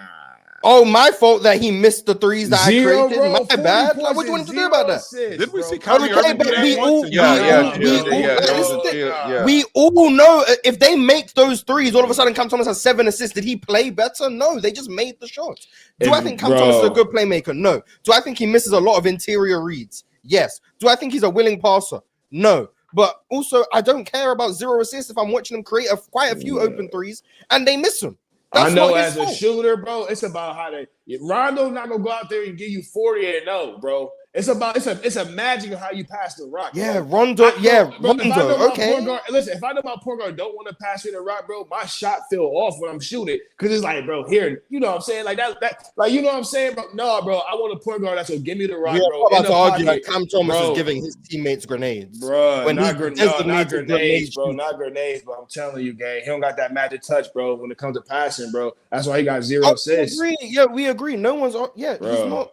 He Bro. is a He's primary not an S bucket tier It's getter. unacceptable, playmaker. He's not. bro. I don't It He's think not looks even a ugly. B It tier looks ugly. playmaker. If We he all wins the acknowledge game, that. if he But wins we're the not game, about to Mars, we don't blame talk Cam about Thomas it. for why the Nets suck. Like, I'm not about to do that. We're not about If to he blame wins the him. game, we don't talk about it. If they lose the game, we talking about it, bro. You can't come to a locker room with 40 points and 0 assists. I'm sorry, but I don't. Cam you don't Thomas have an excuse lead- for that. You don't have an excuse for that. Cam Thomas leads the team in potential assists, by the way.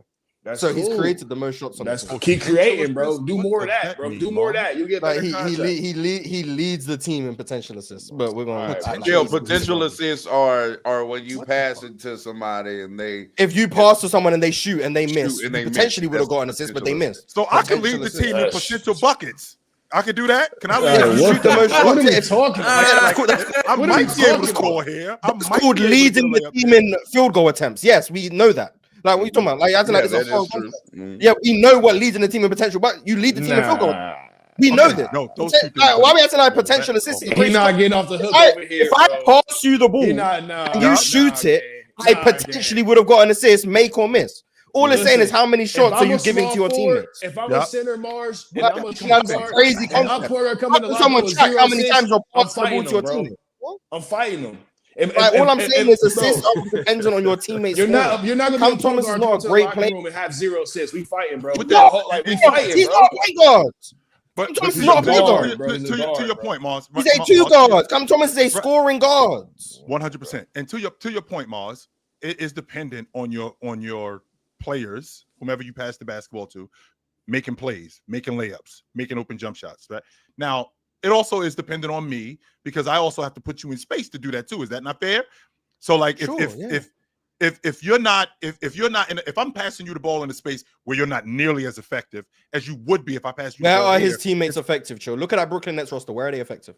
So let's discuss that for a second, Mars. So Nick Sure, Claxton, okay. for example, Nick Claxton is effective around the rim. He isn't Sure. effective anywhere else. He is Yes. effective around the rim. So as good as Cam Thomas is at one, shooting the basketball, drawing defenses, so shot fakes, head fakes, stepping through, and getting the ball to Nick Claxton around the rim. Maybe that might be a little bit more productive. That's not to say that he's not doing that, but I'm I'm thinking about where to get him I'm thinking about where to get them the basketball. A guy like MPJ, where's MPJ the most productive? He showed us when playing with Joker, I am the most productive in transition on the left wing in the corner. I am really productive above the break on the right wing when we're in half court. I'm not as productive throwing the ball on the floor. No, I'm not. So I want to get him the basketball where he's the most productive, at the wing, right? And the way for me to do that, drive and kick. And the only way I could collapse the defense is to get to the rim. And these are the things that I'm thinking about putting my players in position where they can score more. All right, fellas. We're going to move to the next game. It was the Boston Celtics in Detroit playing the Pistons. The Pistons took the win by a score of 119-113. Obviously, as we talked about earlier, Jaylen Brown had 41 points, 6 rebounds, 4 assists. He was 5 for 9 from 3, 12 for 25 from the field. Also, Peyton Pritchard, 21 points, 10 rebounds. And for the Detroit Pistons, Jalen Duren, 24 points, 18 rebounds. Cade Cunningham, 25 points, 8 assists. And Asor Thompson, 21 points, 12 rebounds. Sound like they got whatever they wanted on that glass. That's what that sound like to me. They got destroyed on the backboard, particularly. And again, when Porzingis is now gone, Al Horford is now gone, you're gonna be depleted on the backboard. And Cornette is gone. You're gonna be depleted on the backboard. So that's always been a big problem for me when your bigs don't rebound. And now you got Cater, who is a spotty rebounder. And I'm gonna stand on this, and I will say it until I'm blue in the face. Your starting 5-man is in Charlotte. He's in Charlotte. That kid Kalkbrenner, that's your 5-man, and I'm gonna stay on that. I will not get off of that. That's your starting 5-man. He would have helped you guys out tremendously, no doubt about it.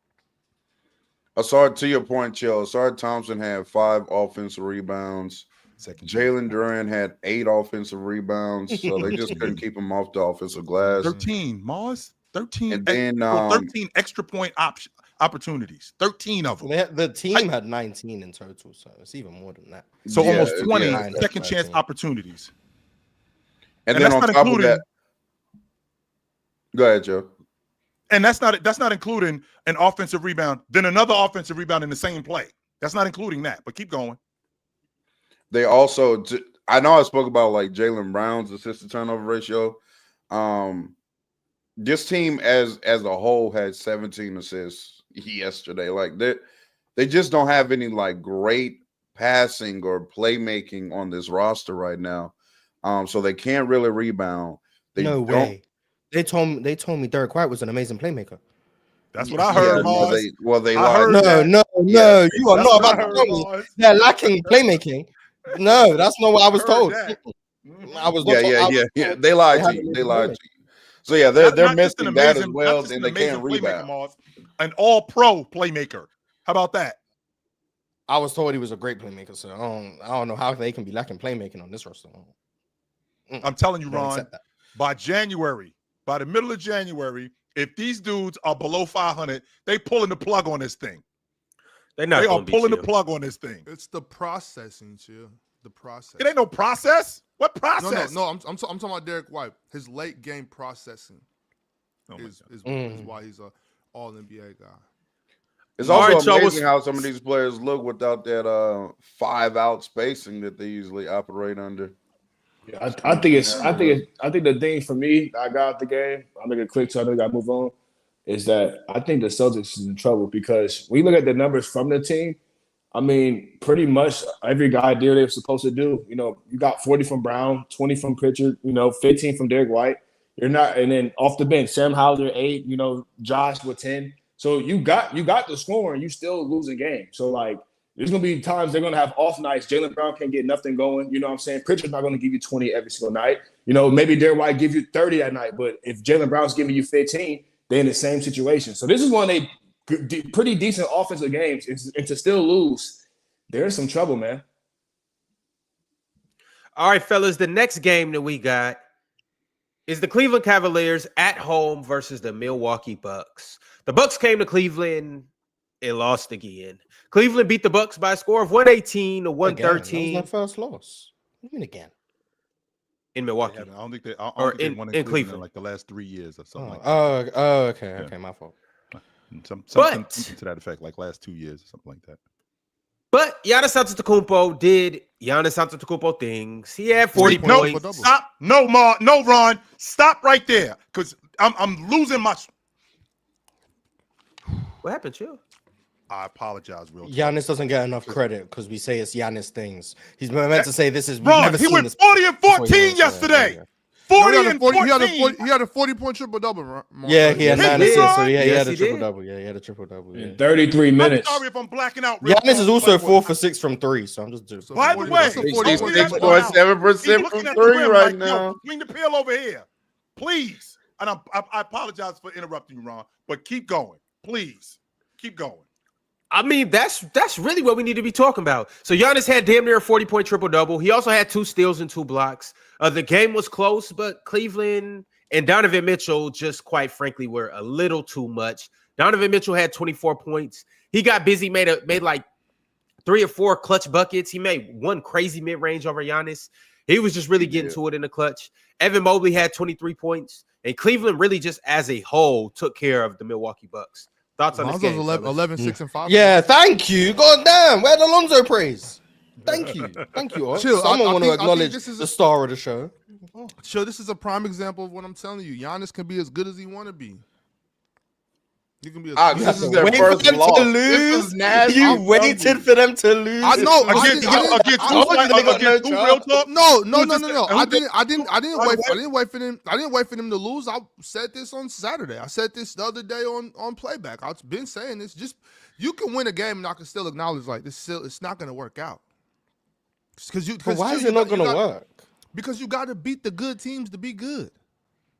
No, you don't. In the regular season? No, you don't.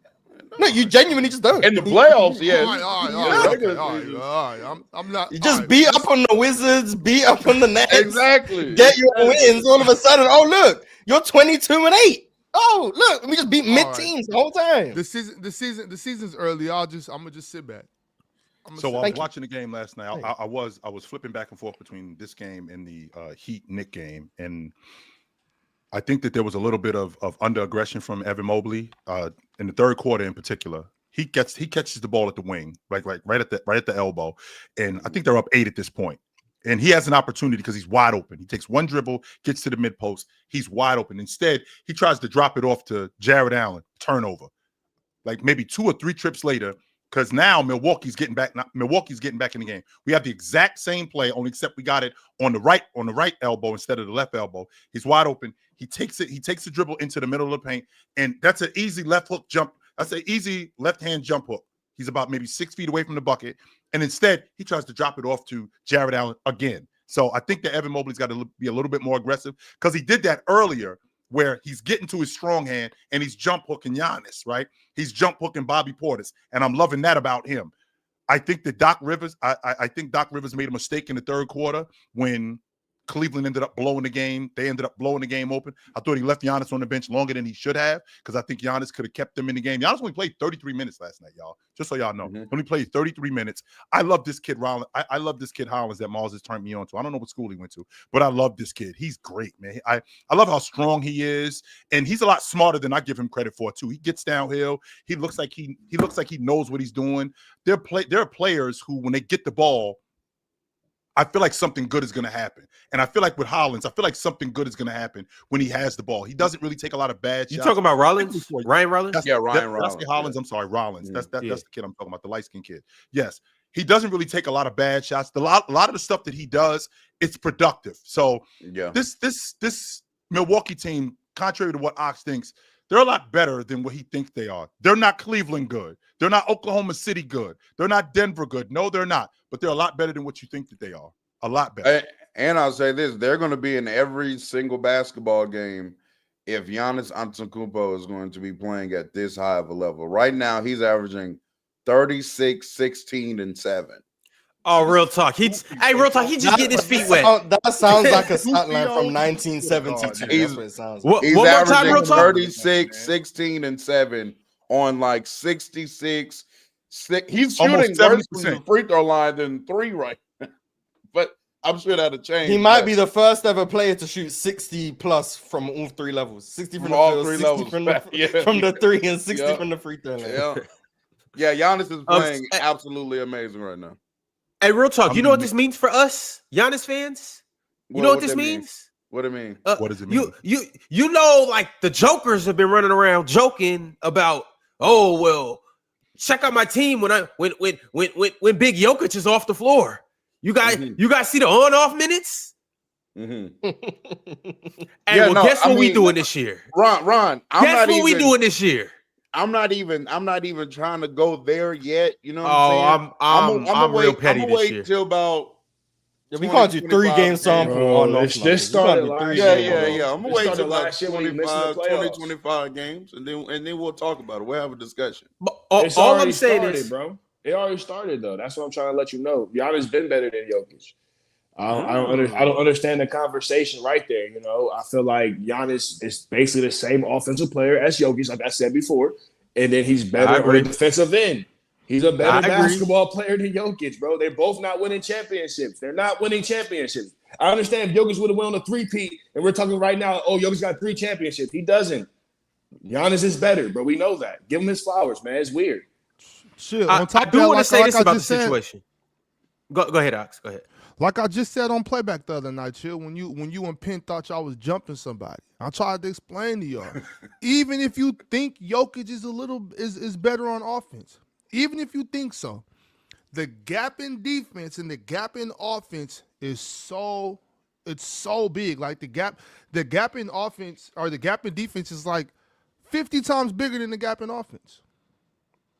It's crazy. People don't want to accept. This is gonna be my last thing, Ron. I'm usually even like the scoring versatility guy. I like people that can score all over the court and be viable from all over the court. But it's getting to a point to where we don't want to say it. The man is Shaq-like in the modern. He's unstoppable. He's unstoppable. If it gets to a point where he's just going to average 30 plus in the paint every single season, then 67% from 3. What you know? Facts. But I'm just saying, like, if it's going to get to that point, then like to hell with versatility and skill to a degree. But I think it's to a complete degree because like I don't care about the Jokic Giannis debate, whatever. No. But like a reason why Giannis was seen as a tier 2, tier 3 offensive player was because some of the impact numbers don't favor Giannis offensively. But away, like eye test wise, I'm staying away from advanced stats. Eye test wise, the reason was because, in theory, there's ways to slow down Giannis in terms of building a wall, blah blah blah, whatever the case may be. Cool. In reality, those ways don't work. Like I don't know what to tell you, they don't work. Like yeah, he can't shoot, so in theory, you keep him out of the paint, and all of a sudden you've limited him. Cool. No one's been able to keep him out of the paint for like 4 years. Like we're at a point now where he's just gonna get to the paint consistently, collapse your defense, find his shooters, or finish over the top of you. And the thing he's doing this year, which I think is huge, he's crushing the offensive glass. Like he's making a very conscious effort to get second chance opportunities for himself and for his team. I think he's averaging like 3 or 4 offensive rebounds. If you now get that on top of everything he's doing, the offensive value is skyrocketing. And like, yeah, I'm not as high on the defense as I was 5 years ago. Cool. But we might be getting to a level where he's peaking so high offensively that this might be the best he's ever been. I don't know, but like we're looking at this. I think so, Mars. This is Mars, him and LeBron very parallel. Early career, stupid freaks, like just in transition, open court, can't be stopped. Then you have a 2-way period of them, and for LeBron, that's Miami. Giannis is about 19 to 22. To where they're just 2-way impact, undeniable, crazy players. But then Giannis is in his second stint Cleveland phase, where yes, he's taken a step back defensively, but this is the best offensive player that he's ever been in his entire career. And I would say the same about LeBron in his second stint phase in Cleveland. Very parallel. Obviously, LeBron's better. I'm not saying that Giannis is LeBron James. I'm just saying that it's parallel how their career. So it sounds like to me, Giannis better offensively, defensively, had a higher motor. I mean, in better shape. Like, what are we talking about? Like, we've seen, and if this happened at any time period inside the NBA, we just give him the nod as the best player. I don't understand what's going on right now of the reasoning of giving somebody else as the best player. You know what I'm saying? And right now, the way Jokic has played, where do you guys put him, on a list, like the top 5 players in the league right now today, like from the last 2 weeks? I just had this conversation. Is Jokic even is he top 5? I mean, well, he's top 5, but we got like 3 the players better. games Denver's played, Jokic hasn't been one of the 5 best performers this season. Exactly. We might be looking at the decline. We know. Yeah, Jokic. like it's Been been 2 games. I'm not about It looked like he declined this season thus far. This season thus far, he hasn't been a top 5. Bro, it's like he didn't put that much work in the offseason. Let's slow down a little bit, Dion. Slow down. Okay. No, I'm not, bro. I'm not, because the thing about it is, you have Jokic, you got Luka. My fault. Go ahead, bro. Now we gonna move on. We'll circle back to Giannis at the end of the show. Y'all know I don't ever want to cut off no Giannis glaze, but we just got to move on to the next game. We got the New York Knicks versus the Miami Heat. Both of these teams are now 2-1 after the Heat beat the Knicks by a score of 115-107. This was in South Beach, and quite frankly, the Heat just beat them. Chill, you watched the game. I would like for you to speak into it. But before you do, though, Jalen Brunson had 37 points, 7 rebounds, or 7 assists, 5 rebounds, 3 steals. Karl Anthony Towns, 15 points, only 15, but he did have 18 rebounds. Also, Mikal Bridges had 20 points. On the other end, Bam Adebayo, 19 points, 13 rebounds. And Norman Powell, 29 points, right. 7 rebounds, 3 assists, 3 steals. Fellas, let's talk about it. That's right. One of my biggest issues with Miami, whenever we talked about Miami, was their offense. And I had asked, like, why aren't they a better offensive team considering how good they are on defense? Like, why aren't they better in transition? And the thing that I noticed yesterday more than anything is they play a lot faster now than they did. They play, and I can't tell you how many times I saw Spo on the sideline. Let's go. And I think that Davion Mitchell, he sped the game up for them last night. A lot of that was due to their rebounding. A lot of that was due to them causing turnovers for the Knicks. It was also due to when the Knicks, whenever they scored, they got the ball out. I didn't see them walking the ball up the floor. They were getting the ball out fast, and they were getting quick shots. And Bam, early on, I didn't like what I saw from him. I saw a lot of forced issues, and I didn't like that from him. But I did see him clean it up later on, and I did like that. Norman Powell, I don't give Norman Powell enough credit for how strong he is as a guard and how he can get guys off of him. And I really like that, to create space. Like he had a drive yesterday in the middle of the lane where he had OG Anunoby on his left arm, and he just bumped him just a little bit just to get him off him, and he had that right hand floater. I was impressed with that. I also got to give the Miami Heat credit for their rotation guys, because they don't really have a lot of drop off with their bench. They have a lot of guys in their rotation that come off the bench and give them the things that's necessary in order for them to win. Like Jaime Jaquez came in, gave him some real good minutes yesterday, and I really dug that about him. I stopped watching the game at the end of it was about 2 minutes left in the third. Jalen Brunson went out. I thought he was done for the night. That's why I stopped watching the game. I thought the game was over. I didn't know he was coming back. In the game. But the thing that I'm impressed with the Miami Heat from watching them so far is that they're playing faster. They're getting easier baskets. With them getting easier baskets, I think that's just going to enhance their offense, and that's just going to make them better.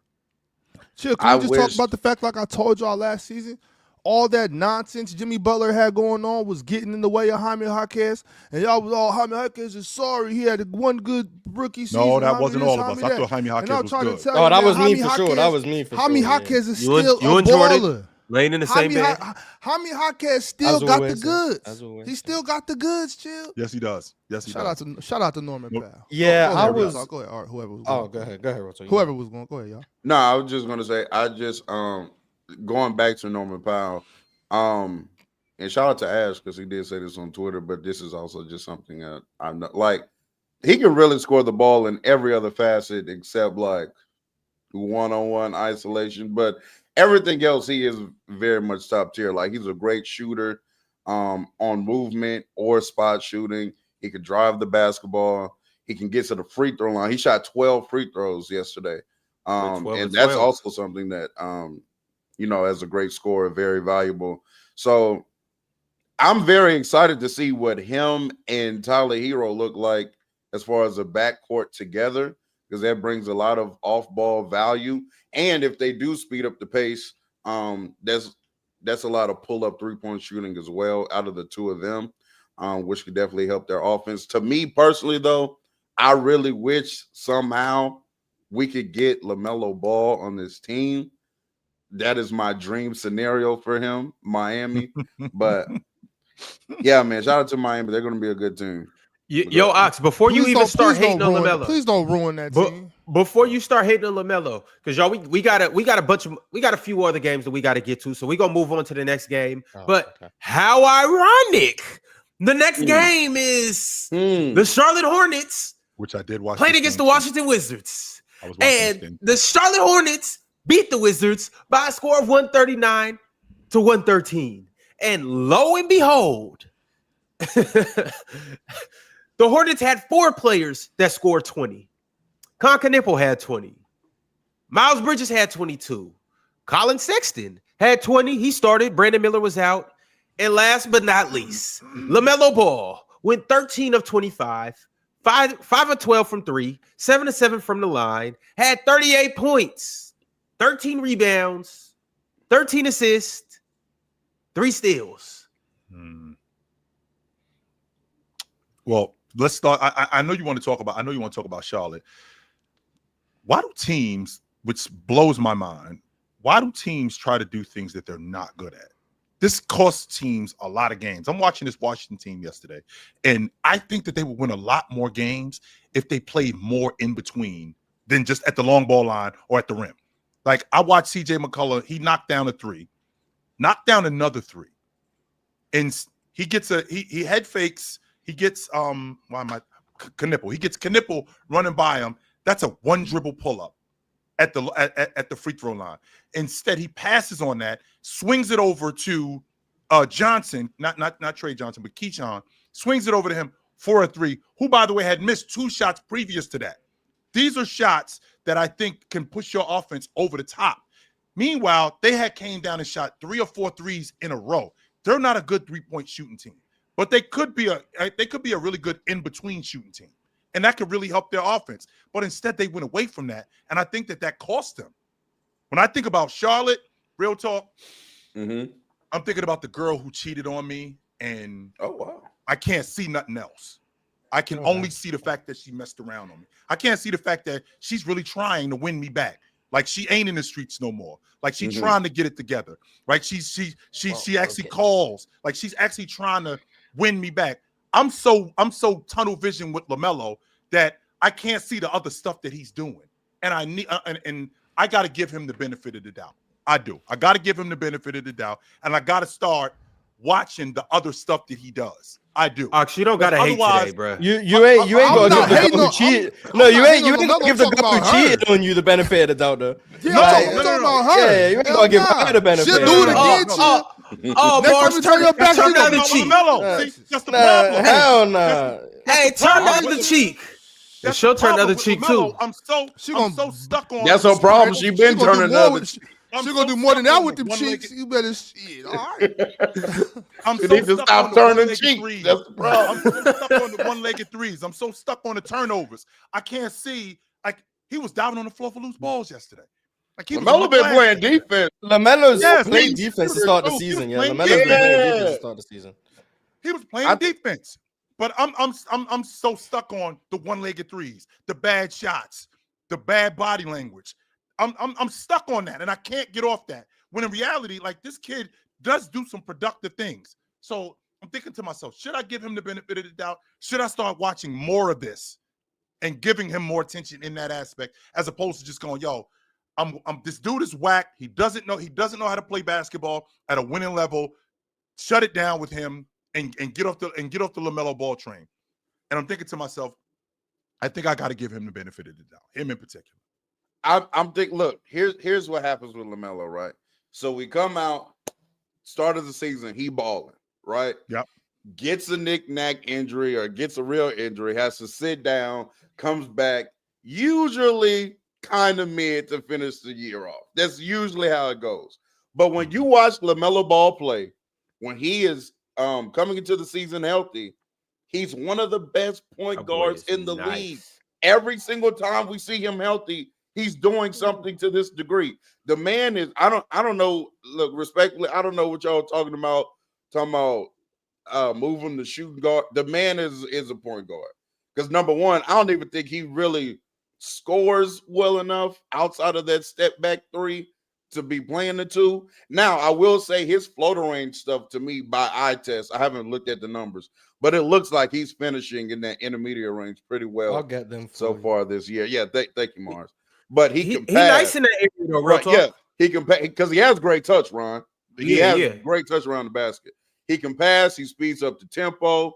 He's playing defense this year. When that three is going, he's a great scorer. I think the next step for him is really just getting to the free throw line consistently. But as an offensive player, there's not much he can't really do. Chill. He's a really good point guard, and I think outside of Charlotte, if you put him in a winning situation, you would see him play winning basketball, right? But I do get y'all's point though, because there was the game in Philly, because I watched that game as well. Late game situation, he's on the left wing, and he takes this dumb step back 30-footer. And that's was what I'm watching stuck that. on. Yeah, Real he talk. was watching That that, real shit talk. right there. That's what He I'm was stuck watching on. that. I Yeah. can't get off the. But I he can't still get off played that well in He that did play game. well that game, though. He Yeah, did. I agree. He I did. agree. That shot was crazy. I think everyone can agree with that. But like, I just don't like all the think pieces that came from that Yeah, shot. yeah, Like, yeah. oh, see, this is why you can never win with Lamelo. It's like I just watched him have a really good game, But Mark, and then he takes a bad shot. It's like, yeah, he's just never gonna win. Like, I don't agree. Well, okay, never gonna win. You can't say that based off of that one possession. I can feel you on that. But that's the reason why I think it's so serious, Mars, is because he's a super talented basketball player. I think none of us can deny that. But he has so many like just little breakdown stuff where it's like that's a big deal, Mars. That's a big deal. Oh, no, if for you sure. can't, if you Decision can't making finish the is a job problem, and have for bad, sure. if you make bad decisions, that's serious. So but I think he can overcome that. I don't think it's a big deal. But to your point, real talk, you said that if Charlotte not being a winning situation, if he wasn't a winning situation, he'll play winning basketball. I think you can go the opposite way. If he played winning basketball, maybe Charlotte could be in a winning situation. You know what I'm saying? Like I think this is the first time they've had NBA players around LaMelo in like 3 years. That's fair. That's fair too. But I'm just saying, like, I don't like the idea that you can be a really good player, but if you don't have players that are great, that means you should just be out there bullshitting. You know what I'm saying? Like I just don't think that's a good outlook. I don't think that builds good habits for you. I don't think that builds good habits for your inferior teammates. If you're supposed to be trying to help them get better, I don't think that helps your coach at all. You know what I'm saying? I think you have to be more mature. I think you have to be more professional. I think you have to look at it as, okay, what can I do to make this franchise better? A lot of times we just think, oh well, you're the best player, so you're supposed to just get paid and just go do your thing. Like, don't worry about all the other stuff. That'll fix itself. You have to be a leader and you have to step up and make your franchise a winning situation. You know But Ox, I think to combat that point though, I think when he plays, right, I'm not really sure, but there's a season where he plays where they like make the play-in and they're competing to get into the playoffs from time to time. Ox, it's very difficult to try to keep that mindset when your team is losing every single game, but this is also partly due to him being hurt.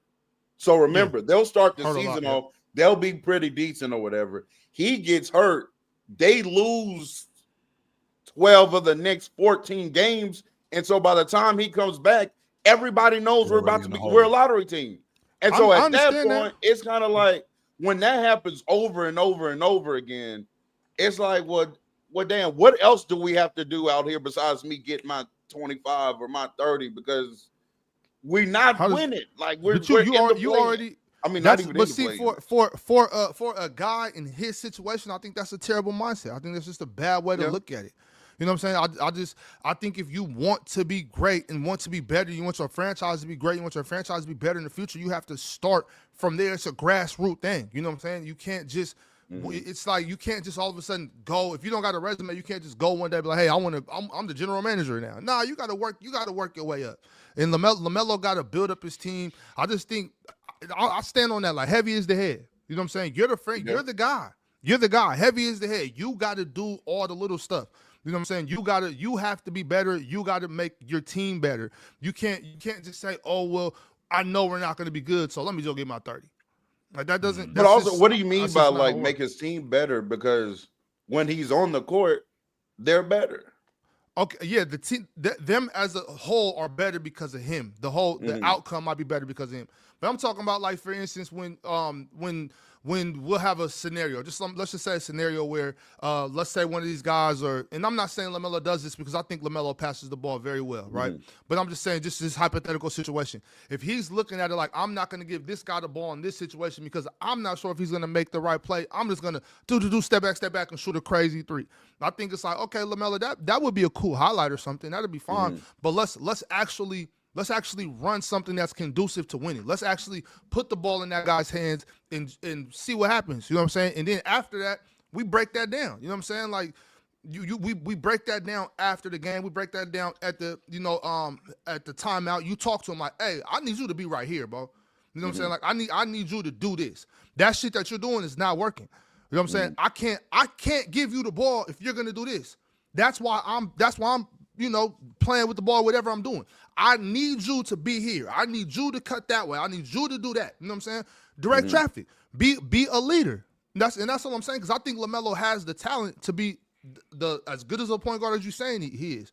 But you got to bring the other guys with you. Now, I do think he has enough talent on this roster too now for them to be somewhat competitive. I think those guys are decent basketball players. Why is Brandon Miller out the lineup? What's going on with Brandon Miller? He hurt his left shoulder against who did they just play? Philly. Against Philly. I'm sorry. Oh, Mars, I looked it up too, by the way. From what I see from NBA.com, less than 10 feet, he's shooting 68.8% from the field, basically. He's getting to the rim a lot. His rim numbers are 73% right now. Yeah. Small volume. He's only taken 11 shots at the rim. His floater actually hasn't been going in. He's only 3 for 11 on his floaters, but we know he's a good floater shooter, so I'm not worried about that. And then in terms of like his mid-range jump shots, he's shooting 75% on pull-up mid-range jump shots, and then he's also 4 for 5 on regular 2-point jump shots, which I don't know why he's taken 5 catch and shoot jump shots, but well, it's like he's just really, really talented, and we're seeing that. You put NBA players around LaMelo. I think Colt Brenner's been really good. I still like Musa Diabate. Sion James has been really good as a rookie. Nipple has been really good as a rookie. Miles Bridges has been like really good running the floor. I need his 3-ball to come back around, but Miles Bridges is obviously a really good fit next to LaMelo. Brandon Miller's the only one who I thought was like he wasn't really hooping to start the year. Very small sample size. But I think Charlotte okay. I think they're decent defensively, but like offensively, they're an explosive team. Yeah, they put points up. They run fast. They play in transition. That's the way LaMelo likes to play. That's the way Miles Bridges likes to play. And then they're going to generate threes. Like I said, Nipple getting some really good looks right now, and he's knocking them down because he's one of the better shooters already in the league. So I like this Hornets team. It's all about just can LaMelo stay healthy. That's always going to be the question, because when LaMelo's on the court, they're not bad. They're not terrible. This year, like if you want to use the on-off numbers, this year they're really good with LaMelo on the court and really bad when he's not on the court. But it's only 3 games, so we'll see how things go. But Charlotte's a team I'm watching for sure. All right, y'all. We got to get into the crunch time chats. They did play against the Wizards, so I do just want to shout out 3 young guys from the Wizards who are playing very well this season. Shout out Keyshawn George. He didn't have a good game last night, but he had that 31 in what? Against 13 Dallas, or 13 and 31 and 11, something like that. 34 and 11. So he bought out against Dallas. Also last night, Alex Sarr had 21 points, looked pretty well. And then also Trey Johnson has looked very good this season so far as well in the limited amount of time he's been getting. It's been surprising me. So shout out to the Wizards, shout out the young guys, and definitely shout out to the Hornets. But we got crunch time chats. So shout out to everybody that sent through super chats. The first super chat I got is from Anna Monica Studios yet again. Anna Monica said, let me put you up here, buddy. As a LeBron fan, Dion, don't mention hairspray. By the way, the Celtics in 2023-24 were the greatest shooting team. 10-game winning streak in the playoffs against teams who would go to the finals or win 64 games. First of all, why is Jaylen Brown spraying his hair? He in his 20s. Everybody don't hold on to a gray hairline. Because his shit in and out. That's why being in your 20s doesn't stop you from having bad hairline genetics. I'm sorry, real talk. You don't even. Yeah, chill. You know Ron personally. I do. Chill. You don't gotta have a bad hairline for these crazy barbers to want to spray that shit on your head every time. Don't spray I'm that talking shit on about. my head, yo. You know what? In fact, I would say we need to study if that's the reason why people are losing their hairlines at a younger age because Pulling my shit back. No, the barbers want to be on Instagram. The spray barbers want to be on Instagram so bad, recording everything that they give you a fresh lineup and they be like, man, let me get you with them enhancements, little bruh. I mean, get the fuck away from me. You know what I'm saying? Nigga, what are you doing? They've been doing that shit for the past 15 years. I didn't even know that was a thing. Man. Shout out to them enhancements. Hey, look, man, if really? you know that you got balding in your family, because I knew from a young age, because I got an older brother, 7, 8 years older than me. Yeah, he I think he was done by 25. I'm yet gone. holding on at 27, chill. Hey, get you some balding, get you some minoxidil, and get you some Jamaican castor oil. Tell y'all, you ain't gonna win the fight because genetics are inevitable. But you can. Balls, are you familiar with the Jamaican fight as castor long oil, as you. Are you familiar with that? Can, bro. I mean, if you look at my hairline, you'll know I'm not familiar with any of these products. I'm on the side of just accepting fate. Let it go. We trying to delay father time, all this stuff. Nah, My man. shit is back here. Come on, man. Let that shit. Yeah, if it's over, it's over. Shout out to Jalen Suggs been shaving his hair a little bit. He's kind of got to the point where he accepting fate. Derek White accepted his fate. Who am I to be denying my fate? I know what my fate is. It's over. Like, spraying shit on your head. LeBron got a transplant, bro. He go to China to get his, bro. So you know what I'm saying? He not spraying it on there. He actually got a real hairline, bro. You can't scrub it off with a towel or whatever.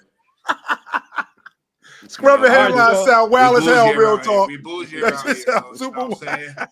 We bougie around here. We get I'm basically erasing that shit off. Like, nah, yo, what the hell going on? I'm in the Matrix out here. What is happening? Realist123 said, all those trade Reeves guys, stay on that side. That's my all-star right there. Yeah.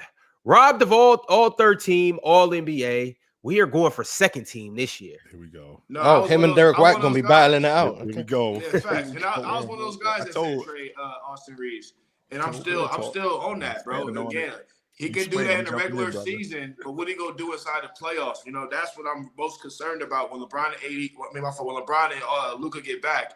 What is he gonna do inside the playoffs? You know, that's the main focus for this. You know, and all this is doing is raising his draft stock. We probably can get somebody even better now that he dropped 50 last night. So I hope he hooped this year. It's going to make it easier for us to trade for somebody better. So, you know what I'm saying? That those talks are still there. You know, we want to win championships. I don't care about the regular season. We're trying to win championships. As good as let me rephrase that. As good as Anthony Edwards is, I felt like last season, the reason why I said I thought you could take Austin Reeves out of that series, you could beat the Lakers off the strength of how good he is. Right. So the bucket getter that he was when I watched him against Memphis in the playoffs, when I watched him against Denver in the playoffs, I'm thinking to myself, okay, Anthony Edwards being the defender that he is, being the on-ball defender and the off-ball defender, if you could take Austin Reeves out of this series, which I thought that they did a good job in doing that last year, you could win this series basically going away. And I think that's what happened. Austin Reeves has proven to be a viable ball handler. He's proven to be a legit open jump shooter, to be a legit downhill guy one-on-one. He's proven to be these guys. And if you can get a viable defender on him to take him out, especially a guy like Anthony Edwards, to take him out of a series, you got a shot. That's why I said what I said about them last year in the playoffs. To be fair, he was dealing with an injury last year in the playoffs. Now you want to be fair because you was hating in the playoffs. I was fair last year, and I said that last year. He was hurt last year in the playoffs. And just so everybody knows, Austin Reeves is due for an extension. LeBron James, his contract is up after this season. We have not extended LeBron James yet. So I think the Lakers are. Oh, so you saying take? I do. Pay this what you want and let Bron go. I think they are. I think they added cool. I think they out the LeBron James business after the season. I do. That's cool, bro. We take our talents to somewhere else. else. That's okay. Please do. Please do. That makes We me got y'all Braun in the bro. big three gonna go crazy. I ain't gonna lie. And Bron can handpick anywhere he want to go next year, bro. That's gonna be scary, bro. So it's gonna be fun, man. It's gonna be fun. Hey, man. we'll trade you. Hey, go back to Cleveland. We'll do a sign and trade. Just give us bro. Lonzo, Jared Allen, and DeAndre Hunter. We good. We're not gonna do a sign and trade for y'all. We're not gonna let you guys have pieces. We're gonna just walk out the door and leave you guys high and dry. The Lakers would be nuts. Then we'll just have cap space. Oh my God. The Lakers would be nuts to just let him walk out the front door. You're not gonna replace the 25, 8, and 8 guy. No, thanks. Don't nobody want to come play with Luka. No, yeah, but not better than LeBron. Who? Unless it's Giannis. That's the only hope you got. I don't want to play with a guy who passes the basketball as well as Luka. I don't want. He ain't gonna get me involved in the offense. There was a time, your hands might blow up. There was a time, Chill, where people weren't so anxious to play with Luka. Things have changed, but that gold jersey make me look a little bit different. When I put that gold jersey on, it make me look a little bit different. I get in better shape. You do make me look kind of good, huh? I got my hair cut. Those grenades that he was throwing in Dallas. If we being honest, Ox, he's still throwing them. Let's be clear about that. He's still throwing them. It just look a little bit different. All right, y'all. Void Century said Miami's 5th in points per game, 1st in rebounds per game, 5th in steals per game, 3rd defensive rating, 1st in pace. Haters like Mars tried everything to keep us out of the top 20. In the words of Chill, eat it, hater. Eat it. Mars, are you about to eat it? What am I eating? What? Crow. No, you seen the size of me. I don't get anything. But for what it's worth, yeah, I wanted to say it in the Miami segment. My doubts from Miami were based on things that have completely changed this season. Yeah. That my issues with them is that they play so slow. I didn't think they were going to be able to score a lot of points. They're now playing like the fastest team in the NBA. So I'm gonna give them full credit when I see things are different. I just didn't know that they were going to be this different, seeing how slow they've been playing the last 3 or 4 years. So I don't think I was hating on Miami. I think I was just being logical. But things change, and shout out to Spoelstra for adjusting. Also, Miami don't run pick and roll at all, which is kind of cool to watch. They're one of the more interesting teams to watch. Just a lot of drive, kick, attacker, closeout, get downhill, kick again, swing. And then Jaime Jaquez post-ups. So it's like, I'm interested in watching this Miami team. But yeah, if they're yeah, I'm very curious to see Tyler Hero in this offense that's pace, space, move the ball. So yeah, Miami playing like this, yeah, it's completely different to what I expected them to play like. So unsurprisingly, they're a lot better to start the season than I thought they would have been, because they're playing completely different to how I thought they would. So full credit to the Miami coaching staff and to everyone who's bought in and playing at this level, especially Jaime Jaquez, because I've been. We know Wimby got that number 1 spot for defensive player of the year right now, but for that number 2 spot is Bam Adebayo right there. Who would y'all go with? Does Bam have the case? I don't think about awards after a week. Okay, I got Bam top 3. All right, y'all. Radale PPB Purple Political Breakdown said Dylan Harper moves me. Him and Wimby are a future elite duo. I am jealous of Wimby. I'm jealous Wimby got so much young talent to grow with. As a Luka fan, trade Fox. Sorry. Isn't Fox? Why are we trading Fox? Yeah, why does everybody want to move on from Fox on this? Because they think De'Aaron's gonna get in Dylan Harper's way. That's I don't understand why they can't coexist on the court together. They can. And on I top think of it'll that, be a bit clunky, but I want to see it. Like I'm not. I gotta at least let us see it first. Like, damn. Well, you know, I've seen De'Aaron Fox play well with another guard on the court before. Malik Monk. Malik could shoot. Who's also better than Dylan Harper, by the way. Facts. By the way, facts. Sure. Yeah, we're talking about rookie guards. I mean, Dylan Harper's gonna have the low moments. Like even against the Pelicans, he wasn't great in that game. Had some really good moments in the fourth quarter that helped with the comeback. So you still shout out to you, but he's not gonna be consistent. Consistency is the toughest thing for a young, especially guard, to develop. So I don't know if you want to just let's get rid of our all-star caliber, maybe all NBA caliber point guards to develop Dylan Harper in the year we're trying to make the playoffs. but we're going to be giving our That's point guard ridiculous. developmental reps. It just Exactly. doesn't. Which leads But me But to doesn't my the next. thing though too, a lot of us, myself included, I think most of us, I think we have fun with that, playing GM. Like, oh, you can move this guy, it's just a little thing we say, see what happens. But I think you definitely got to let Fox play with this squad and see how good they can be before you even think about moving him. Like, it'd be crazy to trade him this season unless you get an offer you can't refuse. Giannis. You know what I'm saying? Like, there's no Absolutely. other. There's no other. I also reason to don't trade. think De'Aaron can be moved because he just signs an extension. So I think you got to wait anyway. So yeah, so you you better, gotta chill. you better see how it looks. Which also leads me to my next point, which is the fact that Mars said he was young. Okay, so we're going to see that rookie wall that he hits. And when we see that rookie wall that he hits and he's not very good, meanwhile, De'Aaron Fox has been around for as long as he's been around, been as solid as he's been, both on the offensive and defensive end of the floor. You're going to start asking, well, damn, where is De'Aaron? He's right here. You had him the whole time, but you wanted to move off of him because this kid that you see, he's the flavor of the month right now, and you got a guy that's better than him. And you can stick with him, and he can get better learning from him. But you want to just jump off the bridge and just go with this kid right now. No, that's not the case. Absolutely. Chill. And also, all these guards they have are big though. Like, they're not little guards. I think Exactly. De'Aaron might actually be the The smallest. the De'Aaron's not shortest little. one. And he's Yeah. 6'4". Not including Jordan McLaughlin. Yeah. Well, Yeah, obviously, I'm talking yeah, about yeah, the yeah. other ones. I'm talking about him, Castle, Dillon, and even Vassell. Like, they're all big guards. You know what I'm saying? So, Vassell's been really good to start the season as well, by the way. Mhm. Like sneakily under the radar. Keldon's actually been cool as well. So shout out to Keldon. Get that. Everyone but See, that's- Harrison Barnes for real. Harrison Barnes, yeah, your time might be coming to an end. But like everyone else, I've been liking what they brought to the table. I think that just keep Harrison Barnes around because he's the most professional guy Yeah, that you can get. You know what I'm saying? Besides maybe just CJ McCollum. let's and lower Chris them Paul, minutes. So If I gotta lower them minutes. if I gotta watch Wemby smack another shot into the 6th row, not the 1st or the 2nd row, but the 6th row, I'm calling up Adam Silver. We got to change these rules. This ain't fair. Mark Cuban, they are not. chill, six just feet. give your- Hell no, They're let him dominate. That's what we're gonna do. He smacked Let him one. He dominate. smacked one into the 6th row. Like I'm sitting like 5 rows, 6 rows up, and he smacked one into the 6th row. That ain't fair. He's averaging Just 6 Just blocks a get game. used to it.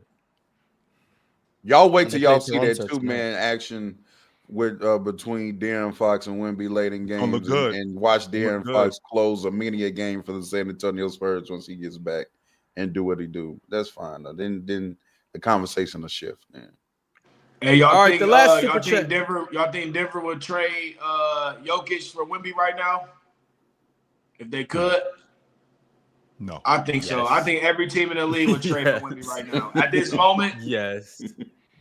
Because I know who I know who I'm trading Denver Jokic for isn't one of Wemby. those. Denver isn't one of those flavor of the month type. Not flavor of the month. That's not the word I'm looking for. Denver isn't one of those reactionary organizations. They know who Joker is. They know how awesome Joker is. They can see the future with Wemby, but they know who Joker is right now. And they not. Chill. Every chick say that. I mean, until shit. you pull What up in that Wemby is Bentley. right now. What Wemby Hey, is until right you now, pull I up don't with that know. Bentley, every chick loyal. Until you pull up with that Bentley, hey, with that big ass AP on your wrist. She's smelling leather. Yeah, all right, we'll see. She's smelling Yeah. leather. They're not trading Jokic for Wemby. This is kind of dope. I think I might want to. Ooh, I what's mean, that? is give your- it- is give your- it- is your- give it Ooh, a Can couple I years, man. touch it? Jokic is 31, I think. You could touch it. I remember Hey, the first time Shaq. had a Oh, Bentley. bro. I remember the first time Shaq had a Bentley, and I ain't never see a Bentley with an umbrella. Like it was an umbrella in the door. Like when I ain't want to touch nothing in the car. I just sat there like this because like I was scared I might break something, and I was just sitting there like I ain't touching nothing. He's like, "Yo, nigga, chill out, man, relax." I was like, "I'm good," and I literally was sitting there and didn't touch nothing. I ain't never smelled leather like that before, ever. Never. How old is Jokic is 29? 30. He just turned 30. He just turned 30. Well, he turns 31 in February.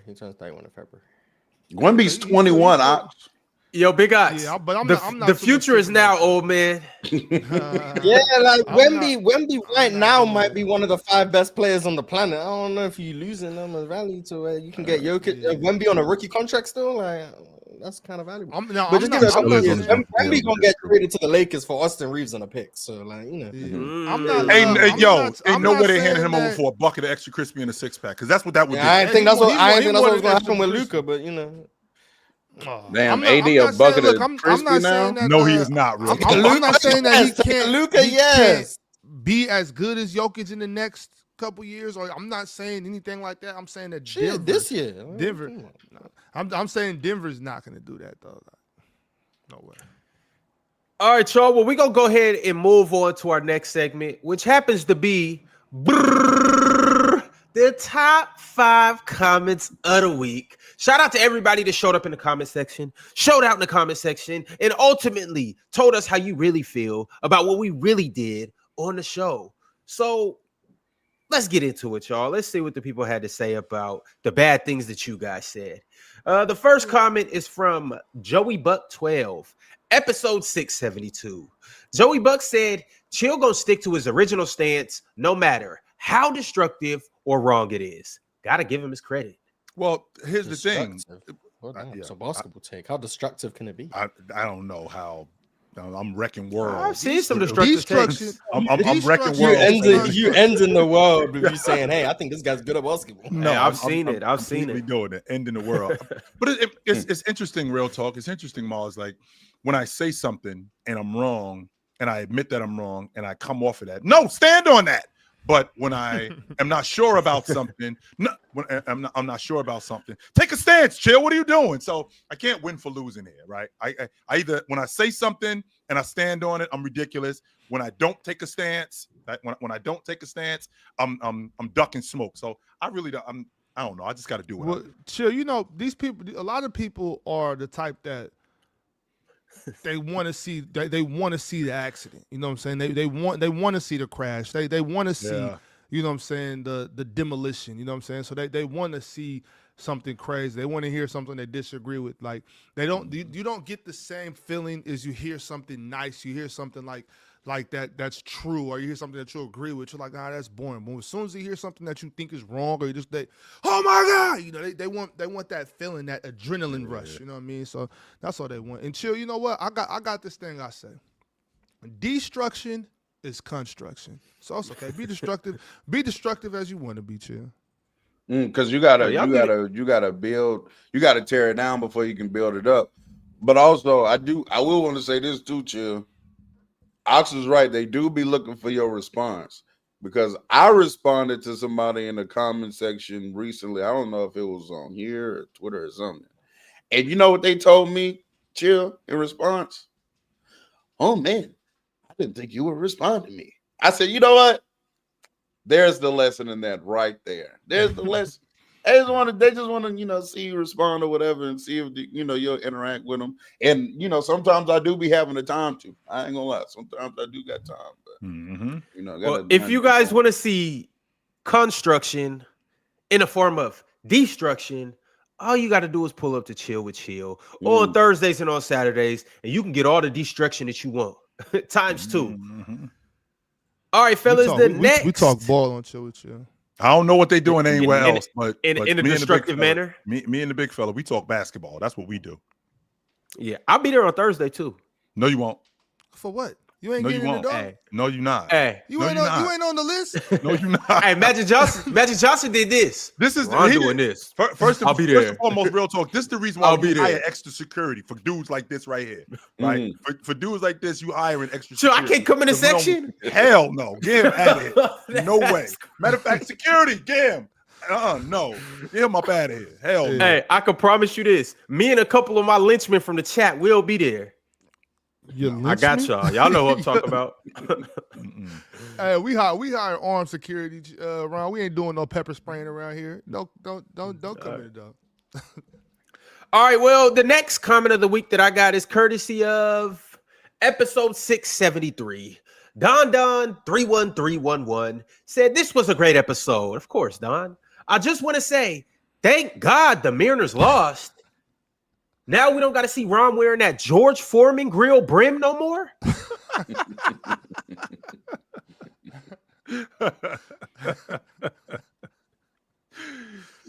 I'm happy y'all lost too, because I was tired of you coming up here acting like y'all was finna do something for real. Y'all wasn't finna do nothing. And I was tired of seeing that big ass brim my damn self. I ain't gonna lie.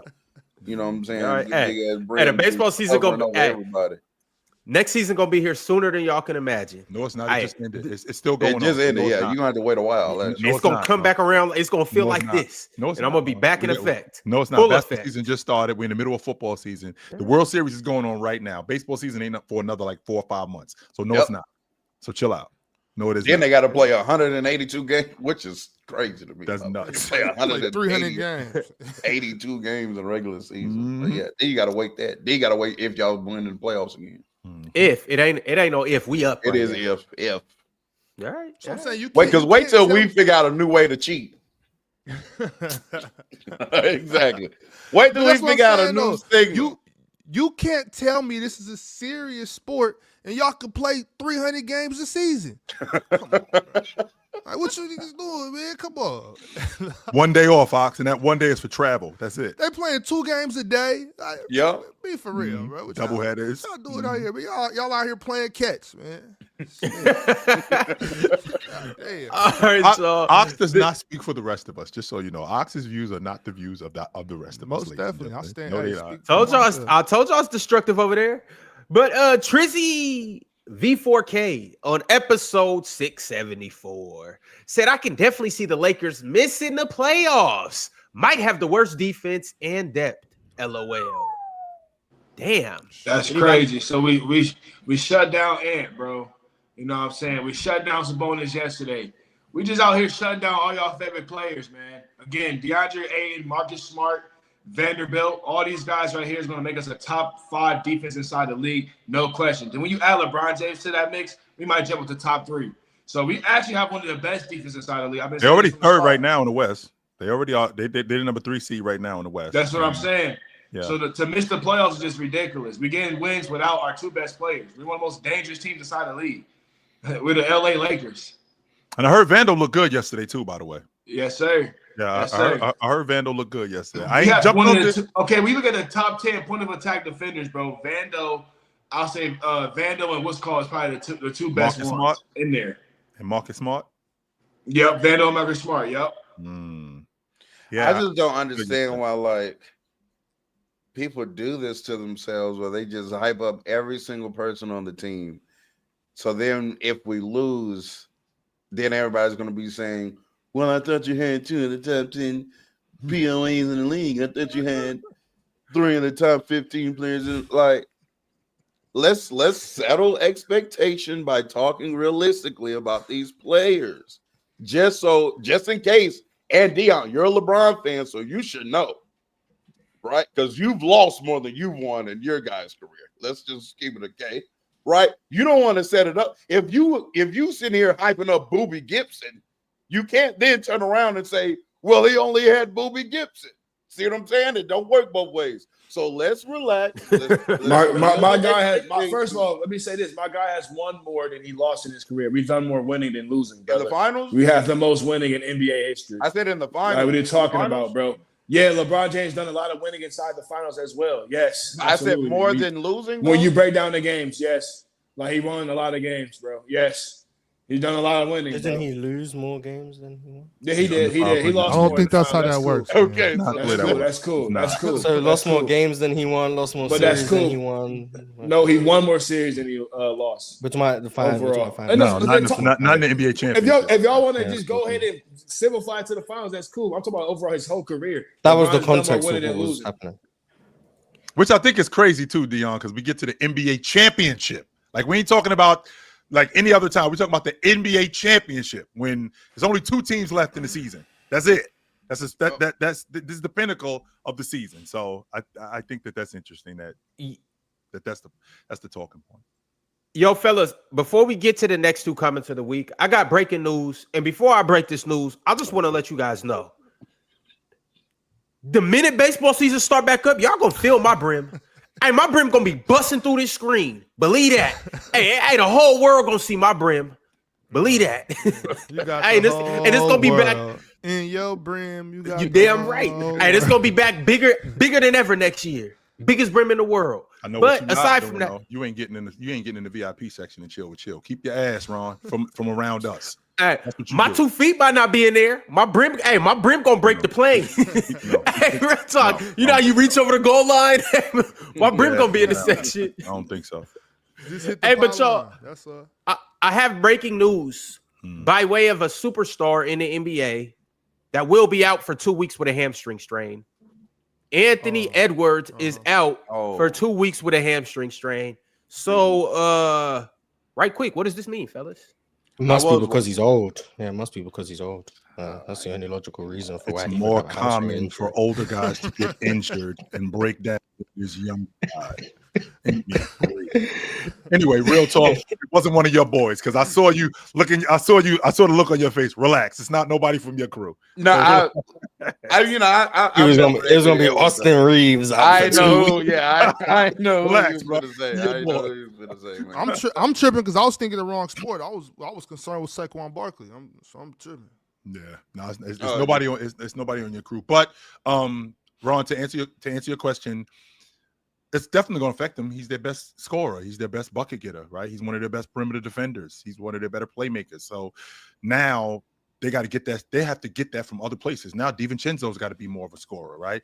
Now your man Jaden McDaniels, who actually did really well last night as a bucket getter, he's got to be more of a bucket getter, right? So Julius Randle, I thought Julius Randle did a good job in being their hub last night. Well, he's got to do more of that now. So it's going to be difficult playing without him. But I mean, I think that they can stay afloat because I'm on record saying I think this kid Shannon, I want to move him to the 1, and I want to segue Mike Conley slowly out of the lineup. And I think this is going to work. But having Anthony Edwards out for 2 weeks, I think that they can shore that up for that limited amount of time. Like if we're talking about a month, 2 months, this could be catastrophic. But it's only 2 weeks, Ron. So I think we're good. Sure, they need to sit him down as long as possible. If it take 3 weeks, sit him down 3. If it is a month, sit him down because you're going to need him then more than you're going to need him. You're going to need him closer in the new year, closer to playoffs, a lot more than you're going to need him now. You don't want to rush that back. That hamstring serious, man. Those type of injuries, man, don't rush them back at all. And honestly, man, I think they're pretty cooked. And with this how competitive the West is, when we're looking at all those teams inside the West, all those teams that's hungry to get dubs, missing him, I don't think Julius Randle can, lead that team to a couple dubs. If so, that means McDaniel stepping up a little bit better. So we're going to see what happens to the Timberwolves, but I honestly feel like they're cooked. And it's not going to be like last year where you can, get out the race and then go on like an 8-game win streak and get back into the race. No, if you fall out early, you pretty much cook for the rest of the season. Ron, they on you. Look, no, I was watching that game. I'm finna change my name to Brim Duncan. I was watching that game. He did like a Euro or something to a lay. The lady in the brim. Yeah, that's something I definitely laughed at. He did like a Euro and a lay and then kind of pulled up on his hammy after that and exited the game. I think they still beat Indiana though yesterday, if I'm not mistaken. Yep. Look, Julius Randle's been playing some good basketball, and he's a fine regular season player. So I don't really think it'll be too much of an issue, right? Julius Randle can be a good enough player to carry him for 2 weeks. So I think they'll be fine. And I do agree they should give him as much rest as possible, especially if they're winning during the time that he's out. Considering what if you look at what their schedule looks like, right? If you look at what Minnesota's schedule looks like to this point right now where we are, so this season they just beat Indiana yesterday. They lost to the Lakers. They beat the Trailblazers. They got Denver tonight. Then they got the Lakers coming up. Then they got a little bit of a cushion. Like they got Charlotte and then they got Brooklyn. They got the Knicks. Then they got the Jazz. Then they got Sacramento. Then they got Utah. Then they got Sacramento again. So, I mean, those are all within the next 2 weeks. Yes. Yeah, they've got a favorable schedule. Favorable schedule. And the in-season tournament is coming up too. So, I think that they can hold a fort till Ant gets back. I do, especially with this schedule right here. I think they can hold a fort till he gets back. All right, y'all. Back to these top 5 comments of the week. The next one that we got is Brim from Bender. That's fire. That's yo. fire. I'm retiring after this. Young Lord 777 in episode 675 said Swiper literally said last week that Wemby wouldn't sniff top 4 MVP. And now, after one game, he can be the MVP this year. You see that one game? Exactly. Also, look, I'm actually getting tired of this of these kind of comments towards us in general. So for me personally, whenever I change my mind on something, I will start the conversation with initially I was wrong. Right? If that makes y'all feel better. No, real talk. For You can't whatever say that. reason, Stand on it. Stand on what you're change saying. our You mind. can't change your mind. I don't know. Stand on it. Oh, You know yeah, what I'm saying? you gotta give up on that. Like, if people hear me say a take that's completely different to what I've said months ago, obviously I changed my mind. Like, I'm not about to have to walk you through the fact that if I say player A isn't good, and then 6 months later I say player A is good, obviously my mind changed. Like, I don't know what to tell. I'm not about to have to hold your hand through every step of my mind changing process. No, my mind changed. I shared my opinion, and it's different than what it used to be. Like, I'm not about to shut up. Like, goddamn. Also, Cade's MVP push isn't going. Hey! 3 games. wait. 3 games. 3 Yeah, games. we'll wait. I'm just saying, 3 Cade's games. MVP 3 push games. 3 games. ain't going great. All right, the last comment of the week is courtesy of Prince DJ, episode 676. Prince said, man, Steph Curry is amazing. On any given night, this man can go off for 42 points while pulling up from God knows where and still be the most dangerous man on the NBA basketball court. I may have been wrong about the Warriors if Jimmy Butler continues to play like he has been. Along with Steph, and the rest of the Warriors can continue to step up and play like this, they will be a scary team this season. Right, Chill? I'm here for it. I'm here for it. Yep. I'm 100% here for it. Need to start playing some defense, but that might be a good idea. Let's see what let's see if we can stop some people. How about that? Yeah. That might be a good idea. All right, fellas. Well, once again, if you are in the chat, appreciate you for the top 5 comments of the week. Appreciate everybody that's going crazy in the chat. I don't appreciate the topic, but I appreciate you guys going crazy. I appreciate everybody that's liked the videos. Appreciate all of our members, especially the Hall of Famers. And once again, we will be on playback later tonight, 7 p.m. Eastern time. Y'all pull up to watch Good Cade, MVP hoops, versus Donovan Mitchell, Eastern Conference champion hoops. And that's that. We'll see you guys there. Hey, Chill. Yes, sir. You got a splash of today? Yeah, I got a splash of today. It was Giannis Antetokounmpo, 40 and 14. Yes, sir. 40 and 14. He was nothing short of fantastic yesterday. I think he had 9 assists. He almost had a triple-double yesterday too. Wow. So, I mean, that's why I stopped you earlier today, Ron, because I think that what we've done is we've normalized what Giannis is doing, and it's not normal. It's not every day. Like this is the 4th straight year that this guy is going to be 30, 10, and 5 on 60% from the floor. Nobody can say that. Oscar Robertson averaged 30, 10, and 9 for 8 seasons. He didn't do it on 60% from the floor, though. He did not do that. Giannis is doing that. And I think that later on when we get in space where we have guys like Giannis, which is a safe bet, like on Splash Sports, we have guys doing that kind of stuff. Later on when we get down the line, we start to forget what these guys have done, and they start to fall by the wayside. What Giannis is doing is nothing short of fantastic, and I'm on a campaign this year to make sure that Giannis is not forgotten on any level. Every time Giannis is playing, I'm going to make sure, one, to bet the over. Whatever Giannis does, I'm betting the over because I'm pretty confident that I'm going to get more. I'm betting more. Yeah, more. We betting the more. I'm sorry. I'm betting the more on Giannis, whatever he does, and I'm making sure that I got a megaphone to let everybody know this is not normal. A 6'11" super freak athlete doing what he's doing. This is not normal. So I'm making sure that everybody knows that. All right, right quick, real talk. Right quick. Speaking of the splash of the day, you need to go ahead and make your splash of the day on Prize Picks, right, or on Splash Sports right now. The thing about making a splash on an app like Splash is this Friday we have a big time game, a big time contest, and you guys need to all go join it right here, right now. It is called NBA Tiers, and you can only get it right here on Splash Sports. Now, I know we did the NBA Survivor. I know we do the Quick Picks daily, but this one's even better. You see, forget about everything that you know about traditional fantasy basketball. NBA tiers on Splash Sports is completely different. It's a completely different beast. You get 6 tiers of players, and your job is simple. Pick one player from each tier to build the ultimate lineup for just one night. Yes, Halloween, it is the opening day of NBA Cup. The day is loaded with a bunch of good games, and you get a bunch of players to choose from. Now, here's the twist to it. Because the best players are going to be in the top tier, obviously, and everybody has access to those players. But here's what the real winners will do. The real winners are going to find players in tiers 2, 3, 4, 5, and 6. You know, the diamonds in the rough in the lower tiers. And those are going to be the guys that are ultimately going to win you the big prize pool in this game.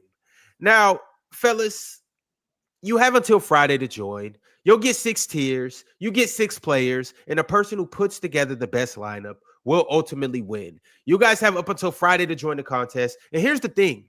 It's not just one person that wins. There will be 25 winners.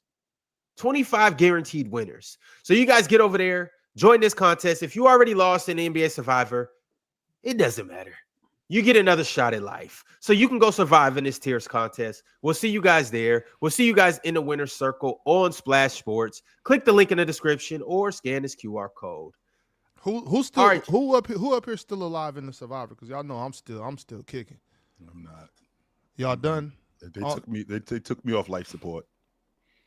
I never entered because I be wanting y'all to, get y'all the dubs or whatever. Because I don't really think nobody up here really messing with me as far when it comes to the betting for real. But Ron know about that too. He know about losing to me betting. I'm saying, but it's cool though. We still got 30 on something. What we got 30 on? Whatever you want to put 30 on. I tried to give you the 30 in the NBA in the WNBA finals. You didn't want to take it. You know what you could do, Ron? You know what you could do, Ron? You could put 100 on my skin, which is on my hand. You can do that. You can definitely do that. I don't know if that, that's what you can do, but yeah, as long as Devin Booker do his thing tonight, I'm good. Against the Jazz. I got 2 entries. Matter of fact, as long as Victor Wembanyama do his thing, I'm good too. Oh, you still got Vic? Yeah. What? Come on, bro. You think I would take Victor Wembanyama this early against the Raptors? Oof. They play Toronto tonight. Yeah. Is it in Toronto? No, it's not in Toronto. It's in San Antonio. He about to go for 43 against him tonight. I'm taking them more. Yeah, back to back. We'll see. When is San Antonio gonna let Wemby play big boy minutes?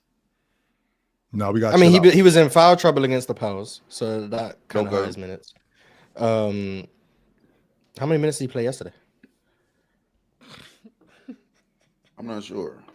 Because he plays in like 7, 8 minute stints, which is like. By the way, Ron, I think that 40. Well, that game that he had against Dallas, what did he have? 40 and that was 29 minutes. He played 29 minutes. He played 36 minutes last night. He played good minutes. So if he they blew out the Mavs, so he ain't played much, and then he fouled out against the Pels, so that kind of messed up his minutes. And then last night, 36.5 minutes. So I think he played good minutes. I'm advocating for coaches to start playing these stars more. That's what I'm advocating for. Let me tell you why I'm advocating for that, Dion, because I think I could get more 50-20 games. If I could get if I could get a 45-minute game, but I can get a 42-minute game, like stop letting these dudes off the hook. Last night, Giannis tell him to keep going to double overtime. That's what OKC doing. That's I could have got a 50 and 20 game from Giannis yesterday. He only played 33 minutes, and I got 40 and 14 out of him. But Giannis plays around those minutes all the time, though. But that's because when Giannis gives you 8 strong minutes of him going hard on both ends, he has to call for this up. Like Giannis is just gonna hover around 33 to 35 minutes. Yes, that's just what he does. So I don't know about him, but everyone else. Still trying to be serious right now, Ron. That's what we're trying to do. I'm trying to have a conversation. I mean, I've been reading the chat. Stop in the chat. Chill. He said, dude, Brack said Victor Wembanyama. That is funny. Brax became a member today just so he could join in on this. By the way, I watched him become a member, and then his first comment was Bremonte. I was like, okay. Brax. It was short-lived. It was fun. Enjoy your time in the gulag or whatever it's called. Wow. Hey, but Brax, brother, do this, Brax. We'll see you on playback tonight. Hey, but aside from that, though, y'all, we got to get into these super chats, though, y'all. We got a lot of super chats. The people have spoken, so let's see what they got to say. If you guys do want to make brim jokes, send a super chat and make one. Rob Palinka and Jenny Bus are trash sent through a super chat and said, happy for AR, but I need him to be like Murray, YMB. To be like Murray, YMB mids in the regular season. And MVP during the playoffs. That's what I said. If he ain't gonna do that, we gonna trade him, bro. So I'm not he's a- with why this would you narrative wanna that like be mid in the Austin regular Reeves is season? an underperformer in a playoff setting. He is not, yo. That's what he you was pushing. He That's definitely not is. what I said. Go What check did you those say, real talk? Minnesota. We got Let's get this to the- man. No, because let's get to the I bottom of this remember right the now. He time playing in the real fences, talk. ain't he? He playing We're in fences. February 2025. Yeah, this was earlier this year. Reeves might be better than Zach LaVine. Oh, man. Austin Which Reeves, I Zach said LaVine. that. Yeah. The playoffs come around. Yeah, I was wrong about Austin Reeves and Zach LaVine. Yeah, we might need to get Austin off the team. Then now, hey, Austin Reeves, hey man, we'll start. Yeah, You see how I said Mike? shut up. I You said switched up on Mike. him. You I switched said up on Mike. him. You was I part of did the though. court hating Okay, on him after the okay, playoffs. Every You day, was bro. hating That's on what him he after do. the Just like you playoffs. That's what he said, do. we are changing our minds. Shut up. No, Look, but you was changed hating my on him. mind. Nah, That's bro. what I'm saying. New You information. can't. New Because information, bro. Stay your ground, young blood. earlier today, you was like, to be fair, AR was dealing with something in the playoffs. But Yes. when the were unfolding, you weren't trying to hear that. You was just I'm a hating. fan, Mars. Sometimes I'm irrational.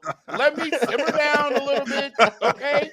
I gotta simmer down a little bit, then I'll have rational takes again. But yes, I'm a fan. Oh, so now you're being rational. Now you're not just overreacting. Yeah, now I'm being rational. After the 51-point triple double, I'm being rational. Yeah, okay. Yeah, totally. Yeah. Facts. Exactly. My man didn't go for like 18 and 7. Now you went for Know what I'm 50, saying, and now man? I'm being reasonable. Give me a break. Oh, man, y'all see Austin out here? All right, Jalen sent through a super chat and said, Detroit basketball. Shout out to Asor. Twitter told me he sucks. Jalen Durant and Ron Holland been looking good too. My Pistons coming for that top 3 seed. My eyes are not deceiving me. Mars, you and I have gone back and forth with this. I think there's a gap between him and his brother. I do. I think his brother is better than him. And I think that is bad. We know I just want to make sure that I'm not losing my mind. I've always said Amen's better. I just don't agree that you think he's better defensively. I do think that's where I disagree. I think that's Amen is better than Asar. I just think that there's a gap between the both of them. Okay. But Asar's Asar's really started good, the season though. well. Asar's doing more ball handling this year, creating. A couple times I watched them nice little stampede cuts, which is cool because he's not drawing closeouts. So the fact that he's still able to like cut from the 3-point line and get 2 feet in the paint is nice. It's just he's like even a worse shooter than Amen is, which is concerning. I haven't seen any indicators from him. Like the floater isn't there like Amen has. The mid-range stuff isn't there. The free throw percentage isn't there. But like, I also want to do. I don't want to like every time Asar does something, it's gonna get compared to Amen. Like he is his own player.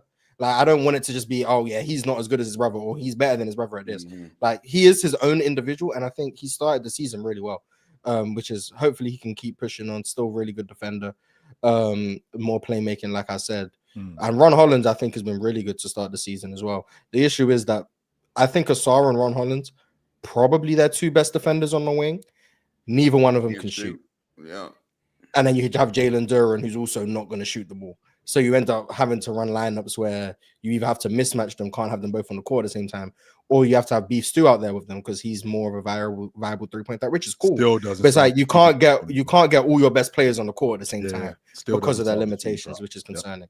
And Cade is averaging about 25 turnovers a game still, so that's concerning. Still, Cade's got to be better, man. I don't know what's up with Cade Cunningham to start the season. Isn't scoring the ball efficiently, still having turnover problems. He's just got to clean it up and be a better player. From like in the preseason, he was absolutely phenomenal. And he's a phenomenal basketball player in my estimation. So he'll be better, but I don't. He has to get it together. Jalen Duren is also better passer than I thought. or Yeah, I've been something trying to like tell that. people about his passing, but it's cool. At least you woke up now. Himmy came through with a super chat. It said Bobby Portis, the worst defender in the NBA. Just need to get that out. Also, Hawks fans, that Trey scoring is cooked. Yeah. Giannis, my honey-coated goat. Yeah, not liking what I'm seeing from the issue is the Hawks are like already hurt. Porzingis again with an illness. I don't know why they trying to pretend like it was something else that it wasn't. We know what it was. Shut But up. so Allegedly. Porzingis out, Jalen Johnson with his ankle sprain. So we know Jalen Johnson out. Like Reeves, I think, is out with an ankle issue too. It's like, goddamn, like the lineup that I was like, oh my god, the Hawks gonna be good. They haven't played. And then Luke Kennard's on his no shooting gimmick again, so that's annoying. Like, yeah, the Hawks are kind of disappointed. And then Trey is not putting the ball in the basket, which is man. problematic. I don't know what y'all expect from the Hawks. I just don't get it. Well, I thought their five of Trey, Dyson, Reeves, Jalen Johnson, and Porzingis had like all the ingredients to be a really good five, and then Nikhil off the bench was going to be nice. But everything is just like that five hasn't played. I've liked the way Onyeka's looked. My demon Moge, tried telling you guys about Moge. He needs to get more minutes. One of the better defenders in the league. Shout out to my guy Moge. But like, this Hawks team is very disappointing. That Raptors game was like the wake up call. That opening now, I was like, God damn, this defense is cooked. But like even offensively, it hasn't been clicking. So hopefully they figure it out sooner rather than later.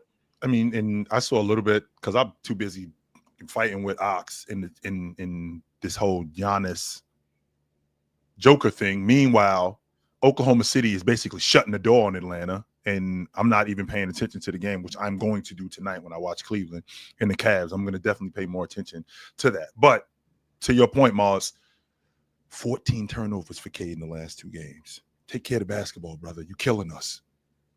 Now, I can appreciate that all turnovers aren't my fault. Like, guys fumble a basketball. A guy I might kick it to him. He might travel. That might be on me in terms of a turnover. But 14 turnovers, I got to do a better job in taking care of the basketball, yo. Like, there was one play, to your point. He had got the ball, and he was trying to swing through and swung the ball just out of bounds. I was like, what are you doing? He gets the ball on the wing, swinging through, and the ball just goes out of bounds.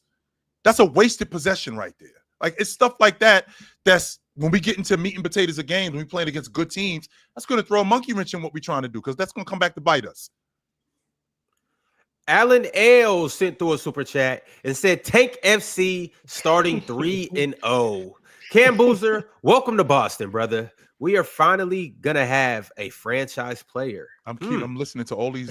I'm listening to all these Boston fans. Just a little.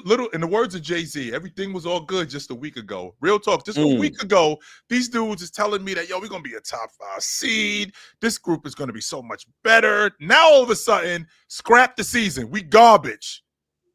That's what we do. Gotta love the overreactions, man.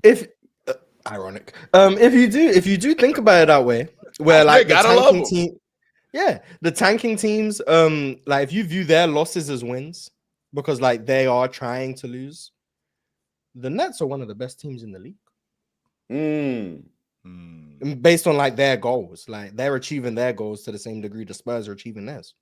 But the tanking stuff doesn't really work. And the reason why the tanking stuff doesn't work, real talk, is because there's no guarantee that we're going to get the first pick in the draft and get the pick that we want. We saw the Detroit Pistons lose almost 30 straight games, and they ended up with the 5th pick. So there's no. I mean, this chill is the 5th pick in this draft. Shit. Yeah, that's what I'm going to say. Like, first of all, it's just about probability and chill in this draft. If you top 4 to 5, you getting I might get D Wade or something like that. Is that what I might get? You can fall to 3rd in this draft, and you might get the prospect you had number 1 just because like all right, you're getting the way they looking. Ooh. I ended up with D Wade, so all right. But if you don't get Cam Boozer, it's a significant drop off. But I'm not gonna say significant, but Cam Boozer is my guy right now as well. CJ Sports say, can y'all please discuss LaMelo Ball and the Hornets start to the season? 38-point triple-double last night, and the Hornets are looking much better. Is LaMelo more of a cult hero than he is like a what I mean when I say that is like there's a fan base that just loves Yeah, I know LaMelo what you're talking about. just off the strength of like who he is, the tats and the green cars and the They've been suits. following him since he was 12. That's what I'm talking about. But That's what I mean. And Still, no. no, but LaMelo's also really good. Yeah, he is good at basketball. But if we're talking about just talent, just flat out talent or skill or whatever you want to quantify it as, LaMelo's a top 10 player in the league. In terms of just being able to just like skill to do everything, right? Shoot. This is what I mean. Dribble, like, this is why I get called a LaMelo hater because like people just jump off cliffs. No, but that's not a cliff. That's not a cliff. He's a top 10 player in the league. No, I'm talking about. You said based I'm not on talking about a top 10. LaMelo is more skilled than Giannis Antetokounmpo. He's not a better player than him. He's nowhere near as good as him. He's more skilled than him. I think you just jumped off. Yeah, based on skill. Oh, you can think that. I'm saying what I believe. I believe that LaMelo Ball, in terms of just flat out being able to ball. I'm not talking about upstairs because LaMelo makes stupid decisions. He shoots super shots. He's not as good on defense. All of that stuff. He's not as athletic as other players. I'm talking about with the ball in his hands, the things he's able to do. It's very few people in the league that can do what LaMelo does. I can shoot from the logo. I can shoot pull-up threes. I can shoot step-back threes. I'm nice in the midi. I got floater. I can shoot with both hands. I can pass with both hands. Crazy handle. I can get downhill, moves, spin moves, Euro steps, all of that. Is LaMelo a better passer than Giannis? I think so, yeah. Is it a significant gap or is it just a gap? No, I think LaMelo's one of the 10 best passers in the league. That's where I'm at. I don't know if that means it's a significant gap to Giannis because Giannis is an amazing passer, and I've been saying that for about 2 years now. But I think LaMelo is one of the 10 best passers in the league. So. From a skill set standpoint, Ron, to your point, when you're just talking about I step on the floor, we both put our shirts and our drawers on, and we top our sneakers. Just give me the ball, give him the ball. You don't think it's 10 guys in the game better than him just from that right there? No, LaMelo more skilled than Cade. LaMelo more skilled. Like LaMelo is one of the most skilled players in the league. It's just the only thing with LaMelo. Do you think is skill how and Real talent Talk said are the earlier. same thing? They're not. I don't know which one it is. I'm just talking. It's two different. It's two different. Like, you're not going to convince me LaMelo is more talented than Zion. You're not going to convince me LaMelo is more talented. No, he is not. Okay, then I'm talking about skill. I'm just talking about with the ball, just being a wizard with the ball. I can learn skills. Okay, so Kyrie's the most skilled player, though. Yeah. That's exactly what I'm talking about. He's in that lane. With the Kyries and anybody else just being a pure wizard with the ball, with Kyries, Lukas, and all of that, LaMelo is like that. He scores with the best of them. Yes, hell yeah. Darius Garland can't tie. Darius Garland can't tie LaMelo Ball shoes in the skill department. I'm nicer with the pill than him. No, he's not. No, he's not. No, he's not. Oh my goodness, he's nicer with the pill than LaMelo Ball. He's not a better passer than LaMelo. Okay. I agree with that actually. Now when it comes to shooting, just flat out shooting, I low-key want to say flip a coin, but I'll give it to Darius Garland. But here's the thing: Garland also shoots better shots too.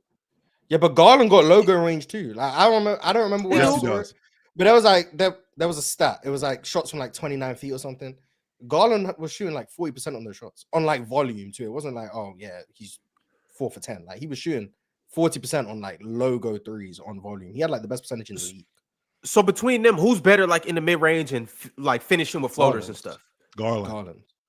LaMelo's better at the basket, but Garland has, I'd argue, a better touch, better floater, better mid range game for sure. And I'm nice with the pill too. Then he's a better shooter, and his handle is levels above LaMelo. I'm so much nicer with the pill than you are. I don't make a lot of mistakes with the ball. I'm very determined where I'm going with the ball. It's very instinctive where I don't think it's a question.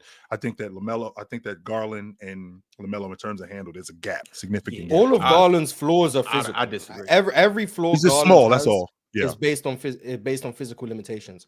I'd argue LaMelo has flaws within his skill set mainly because of his mid-range game. I would argue LaMelo has an actual skill limitation where I'd argue Garland can literally do everything from a skill perspective. He's just small. He's just 6'1" and not physically gifted. Yeah. So that's why I would say Garland's. I also think like Garland is the more efficient player in pretty much every aspect.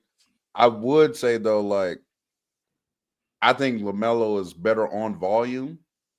Like I think if I'm asking for one of the two, or if I'm asking both of them to be like, hey, I kind of need like 25 plus points from you and 8 to 9 plus assists from you on a night to night basis. I think LaMelo probably offers that to you better than Darius Garland. That like I think he can handle more of an offensive load consistently than Darius Garland. But Darius Garland is like more efficient in what he does. In terms of taking on that offensive load burden, like the only guys like definitively I'd probably take like point guards I'd take over LaMelo is like Luka and like maybe Cade. Like everyone else, like you're talking about that offensive burden. LaMelo gonna fill up the stat sheet. He's gonna take 25 shots if he needs to. He's gonna create every shot for everyone. Like, are we sure, Mars, that are we sure that when we're talking about volume? I mean, 34 last year, 12 for 19 from the floor, 5 for 8 at the long ball line, 39 last year, 15 for 22, 7 for 11 at the long ball line. You're just saying a lot of efficient game. Like he's put up a lot of points because he was uber efficient with it. Right, that's what I'm talking about. Great. So like, congratulations. But we're talking about like genuine. Yeah, like, but I don't that do that a doesn't lot. mean that. Yeah, but Garland, I just don't. I think Garland is on a good game, he takes 21 shots and he goes 12 for 21. It's like, yay. But like, are you going to get a game where Garland shoots 28 times? Right, yeah. And that's not a knock on Garland. Like, it's just a different skill set that commands different things. LaMelo is able to scale up the volume, and sometimes it's to his detriment. You're going to have 11 for 30 games from LaMelo. Like, I'm not saying that makes LaMelo better than Garland or it makes Garland better than LaMelo. I'm just saying they have two different skill sets that lend to being able to do that. Like, Garland is going to be more efficient than LaMelo on a baseline average. Absolutely. Sure. LaMelo is going to be more up and down, but the high is just based on the fact that he's able to generate a three whenever he wants, and he is more aggressive. All of those things add into LaMelo is more likely to have a game like he just did against the Wizards, but that doesn't mean he's better. It just means a different skill set. It's like kind of like to the Kevin Durant effect. Like there's guys who would probably go to, who would you trust more to score 50, KD or like insert explosive guy who can score 50 points more consistently. But who's the better scorer? It might be Kevin Durant, or who's the more consistent scorer is Kevin Durant. So it's like just different skill sets lead to being better at different things. I think. Well, wouldn't that be to your point, real talk? Wouldn't that be maximizing my skill set when I'm shooting at a high volume, but I'm not doing it to a detriment to my team? Like I'm only doing it when it's necessary. Like when I got other guys going, and I'm doing and I got other guys when I got other guys going. I'm getting these guys more involved. I'm getting these guys more involved in the game than I would, as opposed to LaMelo, who I may have a guy going, but then I'm catering more to my offense, to my bucket getting, which may be a detriment to our group. So when I'm talking about guys, but the way that we look at like overshooting or inefficiency as a detriment to a team in their overall offense, according to like one specific player doing that. I do also think that it's not spoken enough, in my opinion, about how like the uber efficient but low-key, low volume type of player can be just as detrimental if we need your volume to go up and you don't provide us with that.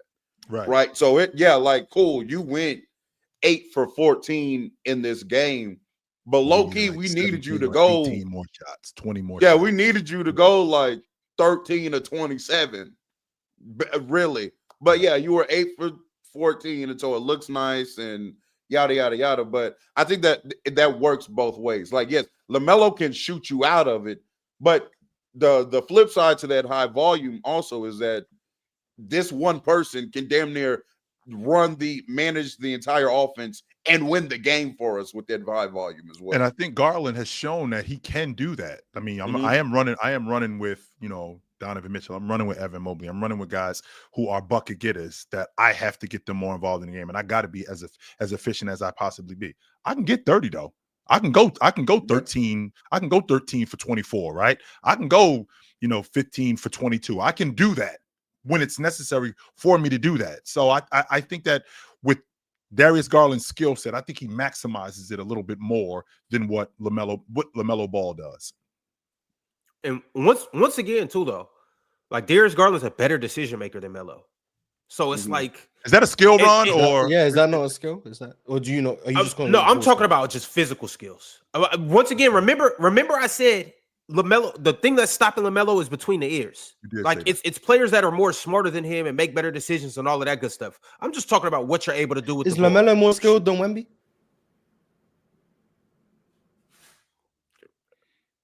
Nah, Wemby in that group too. Wemby damn near like top 5 for real. Yeah, Lamelo is. He is. Because Wemby, a lot of what Wemby has is physical attributes and talent. So like once again, the skill thing is we could say if you made everybody the same height, you made everybody 6'3", The Paul who's Pierce gonna be the better argument. player? That one. Mm. And it's like, you know, Relax. Lamelo would be more skilled than Wemby. So that list is going to be exclusively guards. Relax. No, I said the Paul Pierce argument because he made Oh, my this. man, that- He made that argument about he was on Club Shay Shay and he was explaining his best score take. He was saying if you took away, like, if everybody had relatively the same athleticism and everybody's relatively the same height, he feels like his skill set being efficient from all areas I'm of nice the court like all would make these him dudes. one I'm of the nice best scorers I'm nice ever, if like not all the these best dudes. scorer. Like You in learn that. your skill that. sets though from your size, though. That's the Exactly. difference, though. I just Exactly. hate when people say that. Like they would be Oh a yeah, different I player agree. if I'm they're just 6'3". saying that's what that was his argument. I hate that argument because It's crazy. people always say that. Oh, if I was your size, I'd do this. Like, no, you wouldn't. You're sorry. but Paul, the problem with Paul Pierce, I just don't think he needs to do that. Like, Paul, you was cold, bro. You don't gotta, you know, you can stand on what you did. But go ahead, though. All right, we got a super chat from Davo. Davo says, Swiper, 2 wins, 46 to go. Real talk. Tell them about how Giannis nearly made it 3 wins yesterday. 40 on 70% from the field. He's shooting 4 for 6 from 3. Made his last 3 shots. Oh my God, he's on a 3-shot streak. Oof. Yeah, he is on the. To be honest with you, I just like how confident he is in shooting the basketball. Every time he on the shoots a perimeter. 3, I still get mad. But if they go in, then shout out to him. But every time he shoots, I'm going to be annoyed. I just think it's Ron and Ox and myself included. We've been doing the Lord's work, and we're putting a spotlight on a man that definitely deserves it. And we're winning Chill back as well. Because Chill, you used to be on this side, but then you got up here, you listened to the bald head man's propaganda on a daily basis, and he swung you. But that's okay. I can't believe it. We're Chill. going I to can't bring believe you it. back home, Chill. I'm You're just going to not- realize that Giannis Antetokounmpo is probably the best player in the league. I'm just Just not like trying to he's hear this been. no more, man. You're not letting this man slide. A month ago, he had Jokic over Giannis. I'm not letting you do that. Obviously, I was trolling. But- Okay. Obviously, that was a troll. But I mean, Yeah. we just gotta understand Giannis is having just one of the best peaks ever from a Incredible. player. This guy's Yeah, this guy's it's incredible. absolutely incredible. Yes, he's he is. Shaq. He's Shaq in the modern day. The 30, longevity 12, is becoming 60% from the understated as well, field, by the way. dominant in the paint. Modern day Shaq. And 6 assists. Mars, I My I thing- think my he got thing- 3 this or 4 years like this Mars. man has been a top 5 player in the league for like the last 7 years. He got 3 or 4 more years. Since 2018. I got him over Jokic, and I think just overall, if we put the past 8 years together, I still got him over Jokic. And I personally think Giannis was hyped a few of those years. That's how you did say good I that. think On Giannis defense. is. That's Yeah. on defense, And on defense and offense. Like I think Giannis Facts. is that good to where I think y'all hype him a little bit in some of those years, and I still think he's better than Jokic. He's in reality, he's Maybe been just top think- 3 yeah, for maybe the just last. Jokic He's just been ain't top that 3 good. for the last 7 years. He's been top 3 for the last 7 years. In reality, like that's just. I think it's pretty much I wouldn't say top 3, but I hear top 3 for the last 6 years. I'll say, or since I would 2020 agree. for I sure. would agree. 2019, Yeah, for 2020, sure, for sure. top 3. Yeah, I okay. agree. Yeah. Yeah, I think it's lightweight disrespectful for real.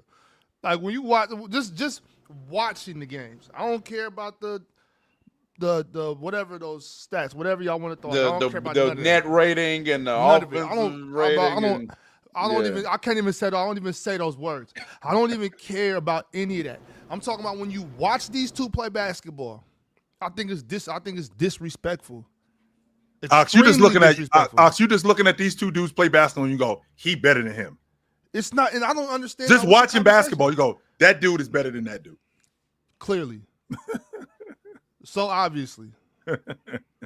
All right, y'all. I'm putting up a poll right now. It's very simple. Who better, Giannis or Jokic? You guys let me know right now. Who do you guys think is better right here and right now? You guys are disgusting.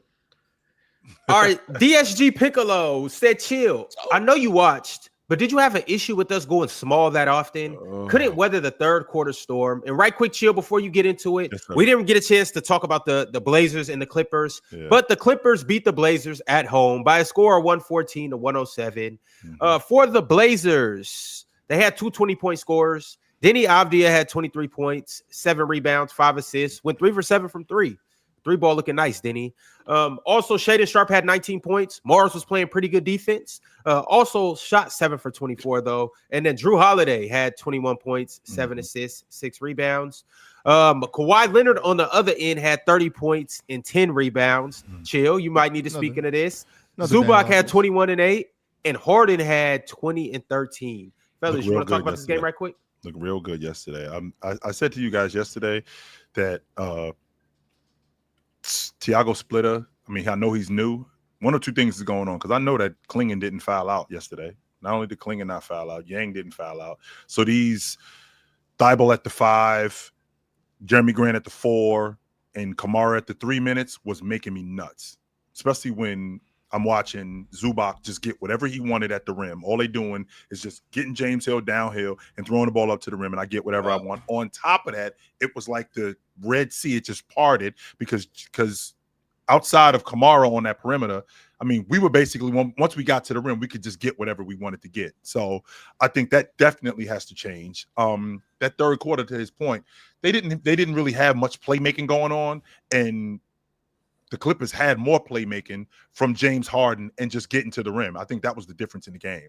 But the Trailblazers, I think there's some things in that aspect that need to change. But other than that, I mean, I didn't hate what I saw.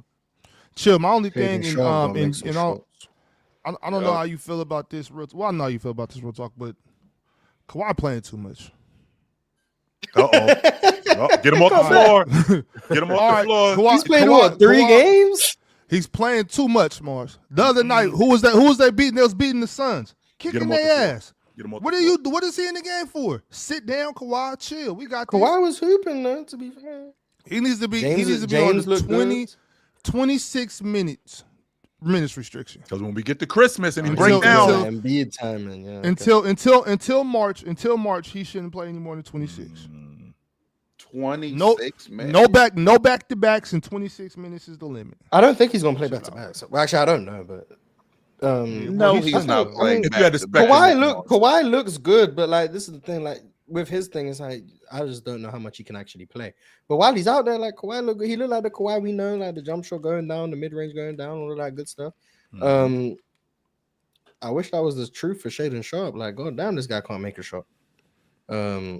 Yeah. If he could make shots, Morris, he looking good on defense though. But Ron, they tried to make Shaedon Sharpe the centerpiece of a Giannis trade. No, I tried to keep him out of trade. I tried to send Scoot, but yeah, me as well. yeah. Like, come on, bro. My Blazers leap for this year was also contingent upon Shaedon Sharpe being a better basketball player than what he's been so far this season. So he needs to step it up. And then you see Brook Lopez stuff him at the rim, by the way. Did you see that? Yeah. He tried to punch on Brook Lopez. Brook Lopez. Ooh, that I don't think so, young fella. Yeah. Shaedon got to be better, man. She had 29% from the field. Well done. Anna Monica Studios said, can you guys spend a minute talking about Celtics rookie Hugo Gonzalez? Nope. Okay. Who? He's that rookie point guard that lacking playmaking. So is he point guard? He's a guard, right? Point guard, 2 guard. He plays a lot with. I thought he was like a. We'll call him a wing. Why not? He started last game though. Played 18 minutes. Didn't score, but he started. Shout out to him. I don't know what you want us to say. Shout out to Cedric Howard. That's a real rookie we should be talking about. He looks really good. Yeah. I gotta watch Hugo play a little bit more before I could really speak into who he is, what all he does. All I know is he started last night, didn't score, and that's really that. He plays defense, from what I've seen. He plays defense. But I'll watch more. I'll keep my eyes on the Celtics a little bit. At this point, against the Knicks, I seen him make a pretty good move too. Oh, really? A really good move. Yeah, he made a good move. Yeah. That's fine. Hey, Ron, you gonna retire the brim after this? No, I'm damn near about to bring it back out. Hey, y'all poking the brim monster. I'm damn near about to bring it out. Are we poking the brim? Is that what we doing, Yeah, Ron? y'all poking the brim, and Poking the brim? Because it's right there too. I see it. Chill, but this is what we talk about. Y'all can't tell me that the Players Choice community is not the best community. You can't tell me that we don't got the best chat. What other chat is going to come with so many just originals for an hour straight? Yeah, this hasn't stopped this whole time. This is So crazy. you know, like on the chat, I can see 6 chats at a time on my screen. At no time is there any less than 5 original brim comments. Bro, that's creativity. You know what I'm saying? Bremervelli. Hey, and this is what I was about to say. L Dog is right. I had a brim talking to me like the Green Goblin mask, and he telling me go put them on. So is your brim about to turn into the Puma hat? Oh God, that's the Puma hat. Maybe, as you were saying, Ron, I know we got to move on. Crow Legend said Manny clears Floyd. Jordan, you got to send a super chat tomorrow. Jordan will be here tomorrow. But please, Crow bro. Legend said I'm glad Manny somebody brought clears this Floyd. up Jordan, today. 8 division titles or 8 divisions he got a title in. The only boxer to hold 4 world titles in 4 separate decades and own Mexico like it's his own country. Damn.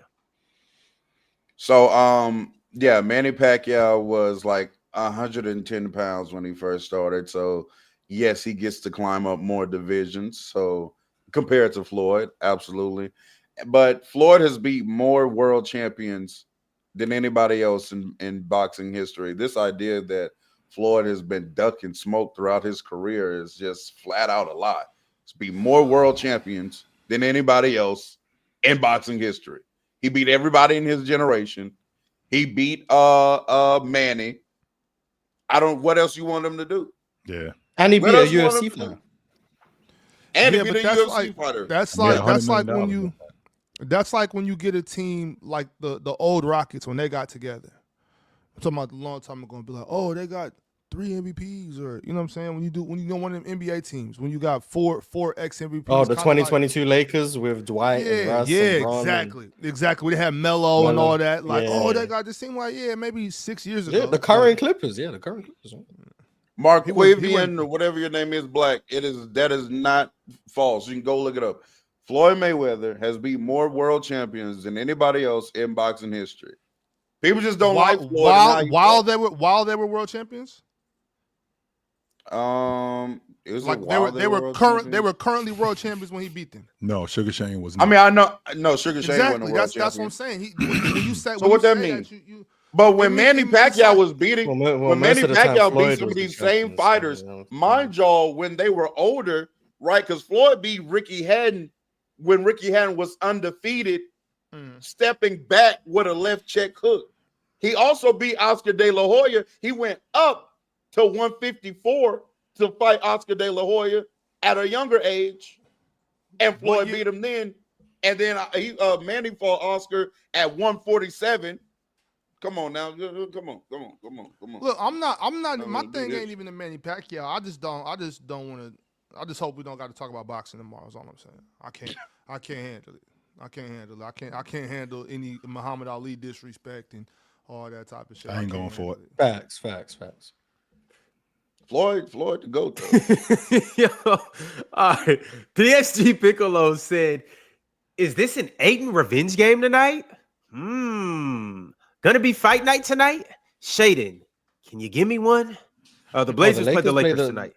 Oh, yeah, we played the Trailblazers, so I'm sure Shade and Sharp will get a shooting together tonight. Hopefully, goddamn, law of averages do something. Jesus. I don't know if AR got another 50 ball in him. Well, if he doesn't, he's a fraud. So. Okay. See, I would like to go to that. I would like to go to that game, but this dude LeBron James is such an attention whore. He did that Hennessy shit, and all the Lakers tickets when they quadrupled in price. Mm-hmm. Oh, they thought a farewell tour was happening. Yeah, and if it's not the playoffs, I'm not sitting up there. So I ain't no. Shout out, bro, man, bringing in that revenue for the NBA. That's what you're supposed to do when you're the king of the NBA. Just a straight attention whore. That's all he is. Be True 23 said, "What's the gap between Denny Avdia and Paolo Banchero?" Huh? Oh, y'all, what's that gap? That's a fair question. No.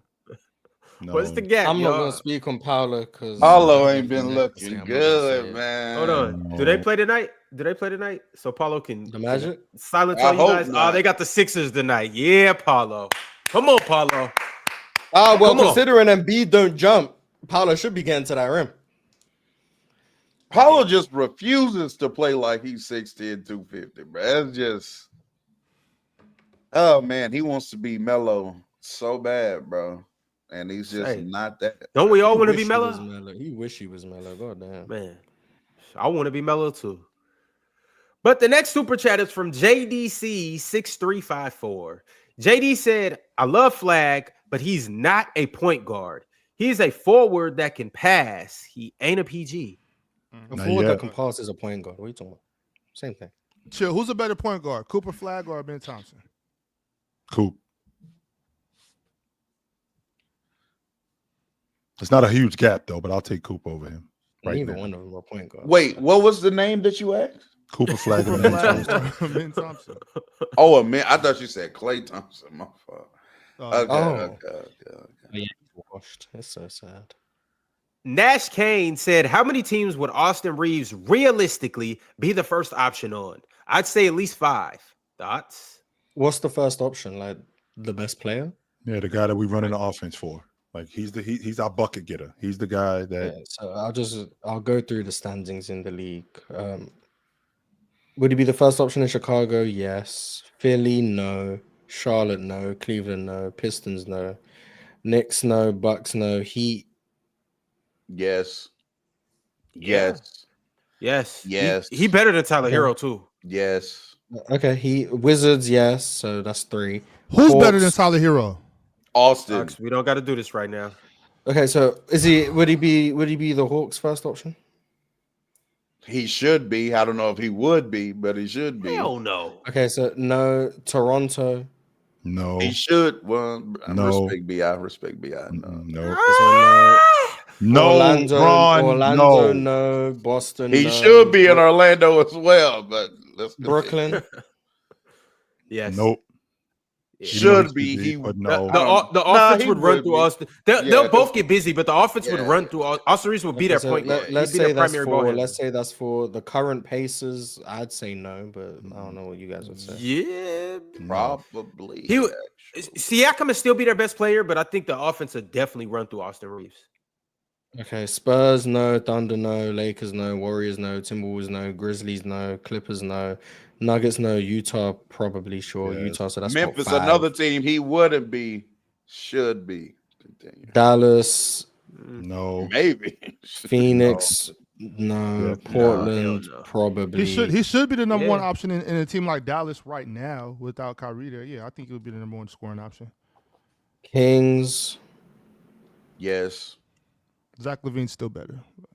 Pelicans no, Rockets no. I don't care about that's 6 teams.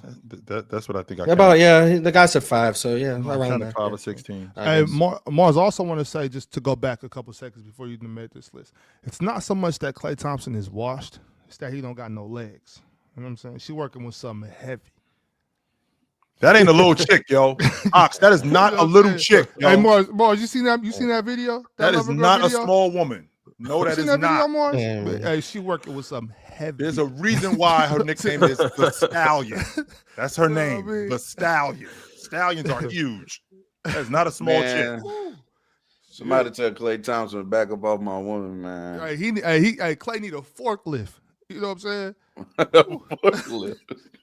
Shit, playing with Meg, boy. Yeah, Ron, you saw me. You heard what I said, Ron. You heard what I said. I'm letting Klay get his little shit off right now. You know what I'm saying? I got to get a little bit more famous. I got to get a little bit more. That's why you've been uploading crazy on YouTube. Yeah, exactly. Yeah. We're trying to get a little bit more fame, a little more money in the pockets, and then we'll be there. You know what I'm saying? But I'll let Klay have it. That's not a little chick, yo.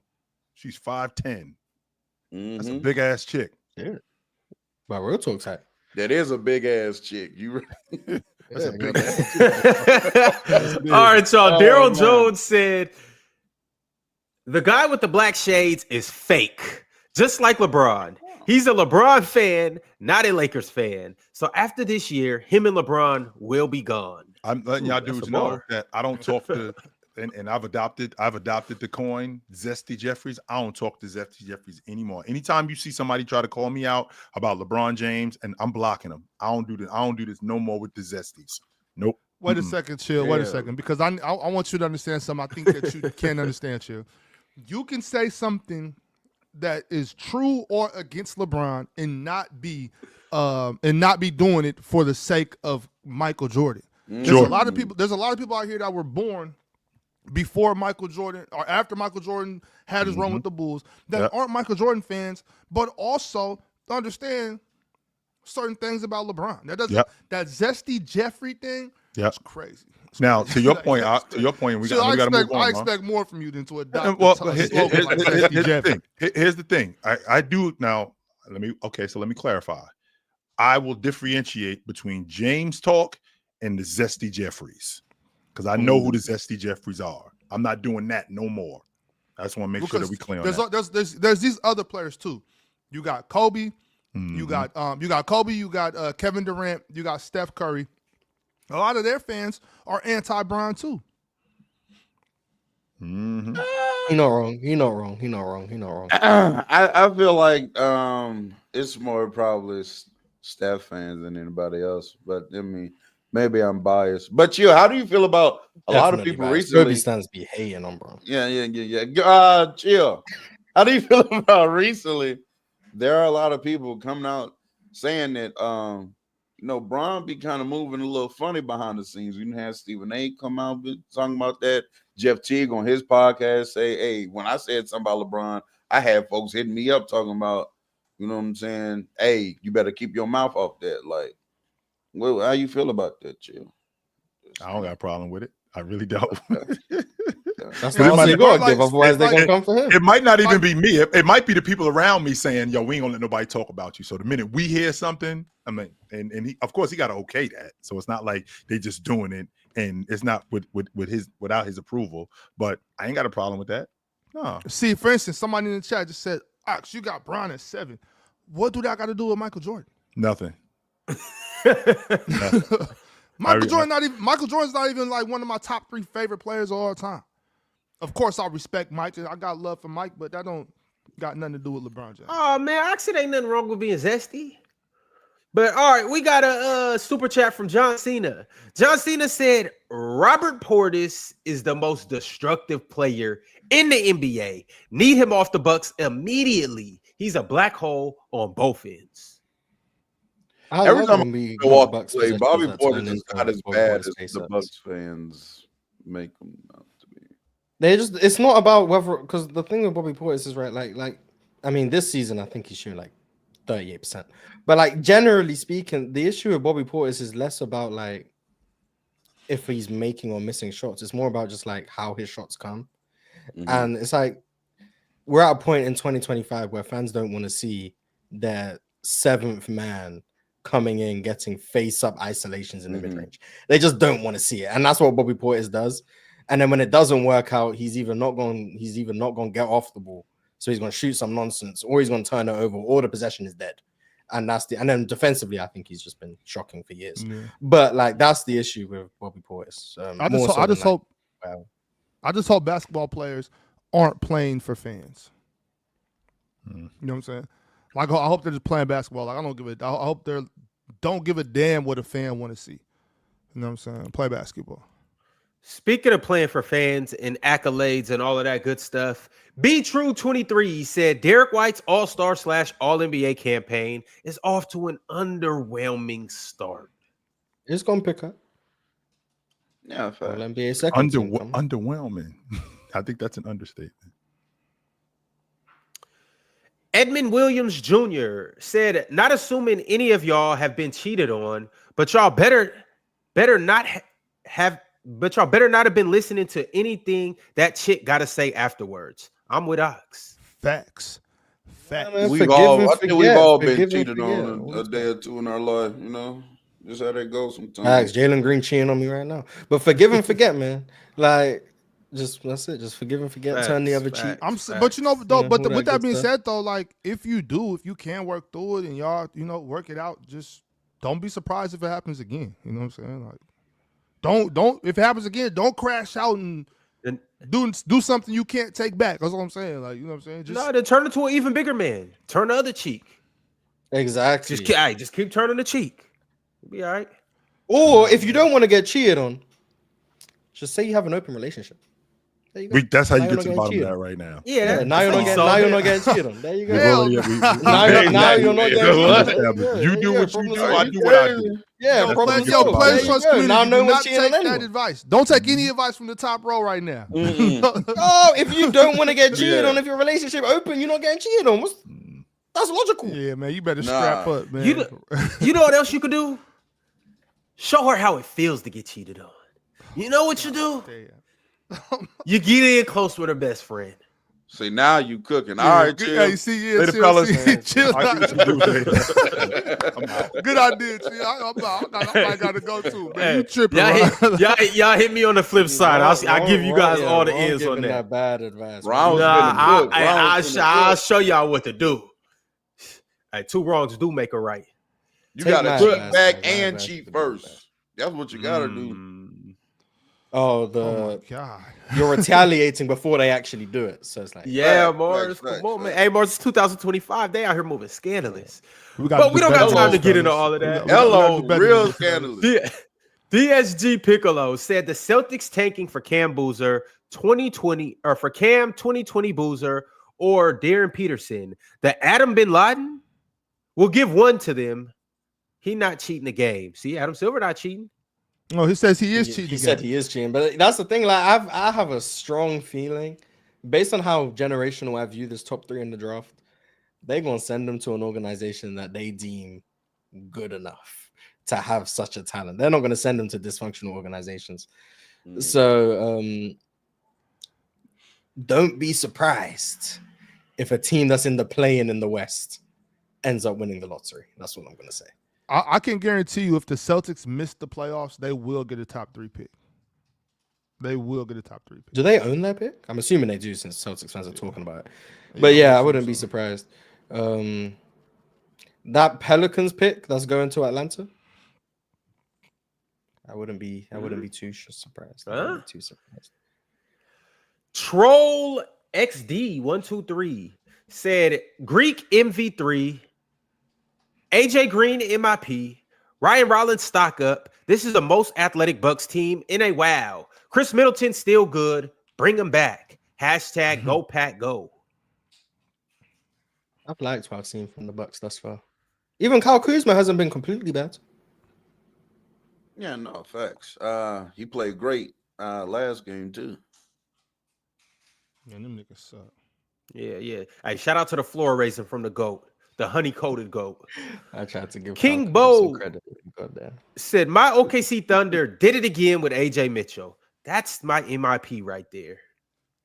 Yeah, I don't know how OKC keep doing this shit here, but it's getting ridiculous, bro. No, What, it really, drafting AJ players gotta and go. developing It them really as they're is. supposed to do? But yeah, but like they hitting are on hitting. all of them is crazy. They are Look, hitting. Usman Jenkins out here trash. What do you mean hitting on all of them?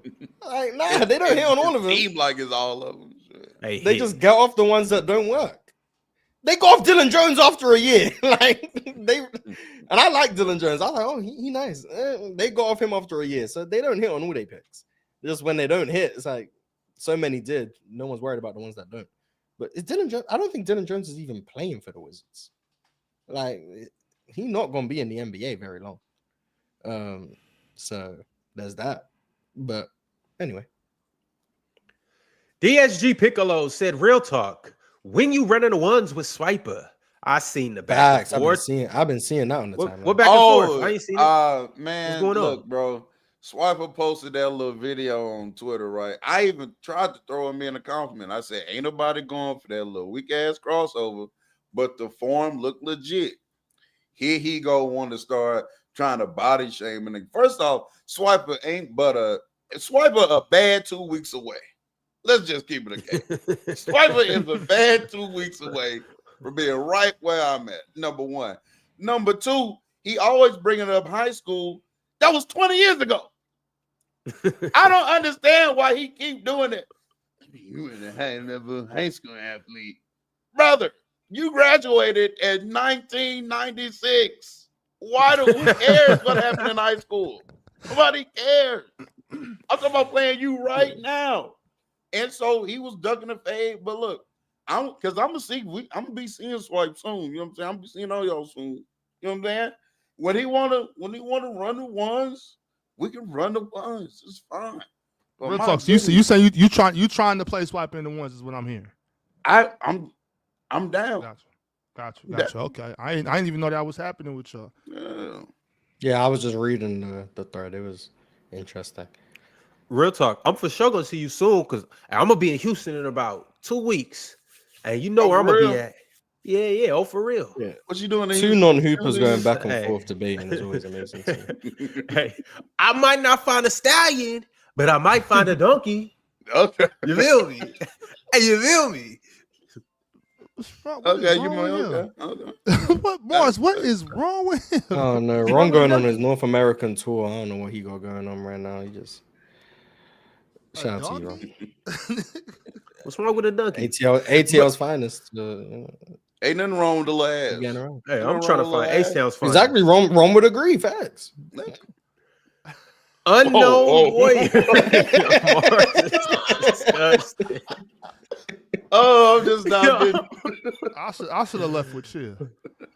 Unknown warrior said, Mars, how nasty we getting with the agenda if Embiid slowly comes back to top 5 levels? There's no agenda. I just hope Embiid is healthy. This is the thing. Like, I'm not here to be like, oh, I told you so. Embiid isn't. I think the sport is better when Joel Embiid is looking like the level of player he's shown he has been. First 2 games, he hasn't been that level. But he's also on a 20 minutes restriction and is playing his first serious basketball in 9 months. And I think there was flashes in the Charlotte game of like he still has like the ability to score. Now, next up, I want to see him be able to like jump. But yeah, hey, progress is progress. At the end of the day, if we get a month into the season and I'm looking at Joel and I'm like, oh, he's actually like playing some defense, like, or he's trying to get rebounds instead of just pointing out the ball where it's going and telling his teammates to go get it.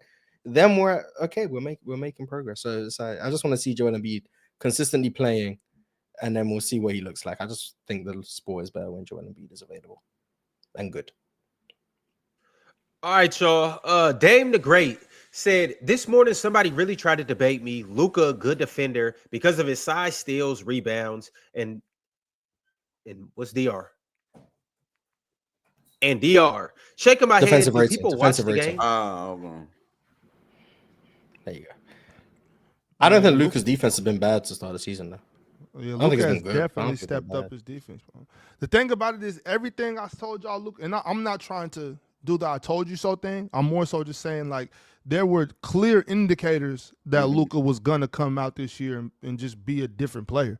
There were clear indicators, and I think that we're seeing it. Luka is definitely competing on defense. I don't think Luka will ever be an elite defender, but Luka has the attributes and the IQ, I think, to be a solid defender if he actually put the effort forward. And I think now he's actually showing effort, putting forth effort to try on defense. And a lot of times that's the first step, you know what I'm saying? So shout out to Luka. I know I've said for years how bad of a defender he was and how disappointed I thought I was in his defensive effort and all that. But I got to, I try my hardest. I try my hardest to tell the truth. And the truth I see. And I see Luka competing on the defensive end. Man. Shout out to him. I'm getting nervous about Luka. He's out right now for a week. And I think it has very little to do with the finger. It's yet again another lower left leg injury. And he's been dealing with this same leg for some time now. Like it's been like 2 years. We still having issues with this left leg, calf, whatever area. I'm starting to get concerned about that. But the level of basketball that Luka Doncic was playing prior to injury was absolutely fantastic. And I'm going to continue to say it. When he's operating well, that's the best pick and roll player I've ever seen in my life. just point blank period. You ain't see John Stockton. It's okay. Okay, You're all young. right. Yeah, you're young. It's okay. Respect Rajon Rondo too, and Chris Paul. Rajon Rondo is Never thought I'd hear the words respect Chris Paul from Mars. Trying to tell the truth, Mars, every step. Okay. Well, let's get to this other super chat, y'all.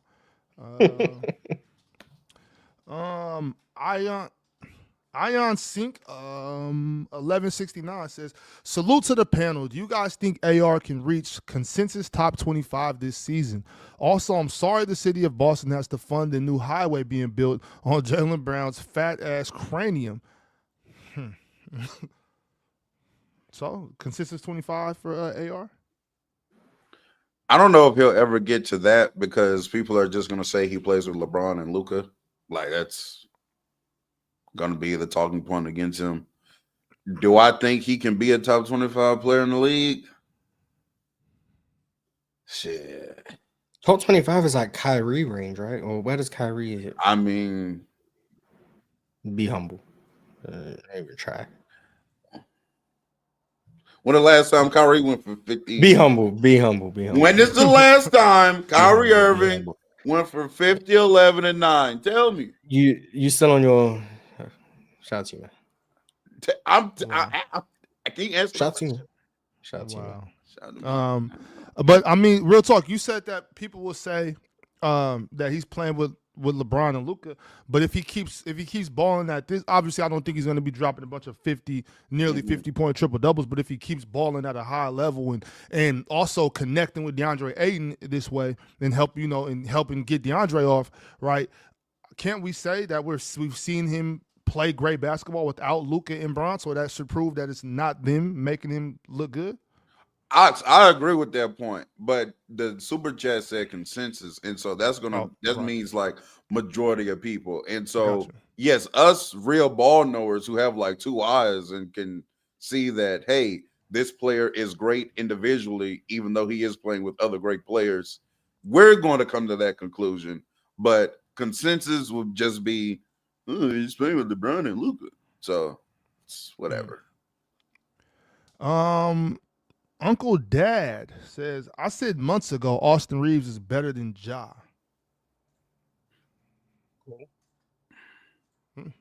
Is that a wild statement? Yeah, I think so. Yeah. Cool. I think that's a little crazy. There's no way Austin Reeves is better than Ja Morant. Nah. Cool. No way. Shout out to Austin Reeves though. Multi Kenny says, shout out Austin Reeves helping me smoke my first week fantasy matchup. Fire emoji. Shout out to Kenny. Doing fantasy NBA is crazy. That's just too much work for me. I can't do it. Yeah, get to try to get me into a NBA fantasy league, and he told me you have to adjust the lineup every game. Nigga, are you crazy? Hell no. To be keeping up with that? No way. No way. Cultured Bandit. Shout out to the Foul Better SGA. He won me my week 1 fantasy matchup. Ref keep calling him fouls. Shout out to SGA, man. We're at the point where the only criticism placed upon him is foul baiting. That's a high level of basketball to reach. Hey, that's Shaq level of hoop right there. And that's the only criticism being lobbied against you. He still annoys me every time he takes a step back three, though.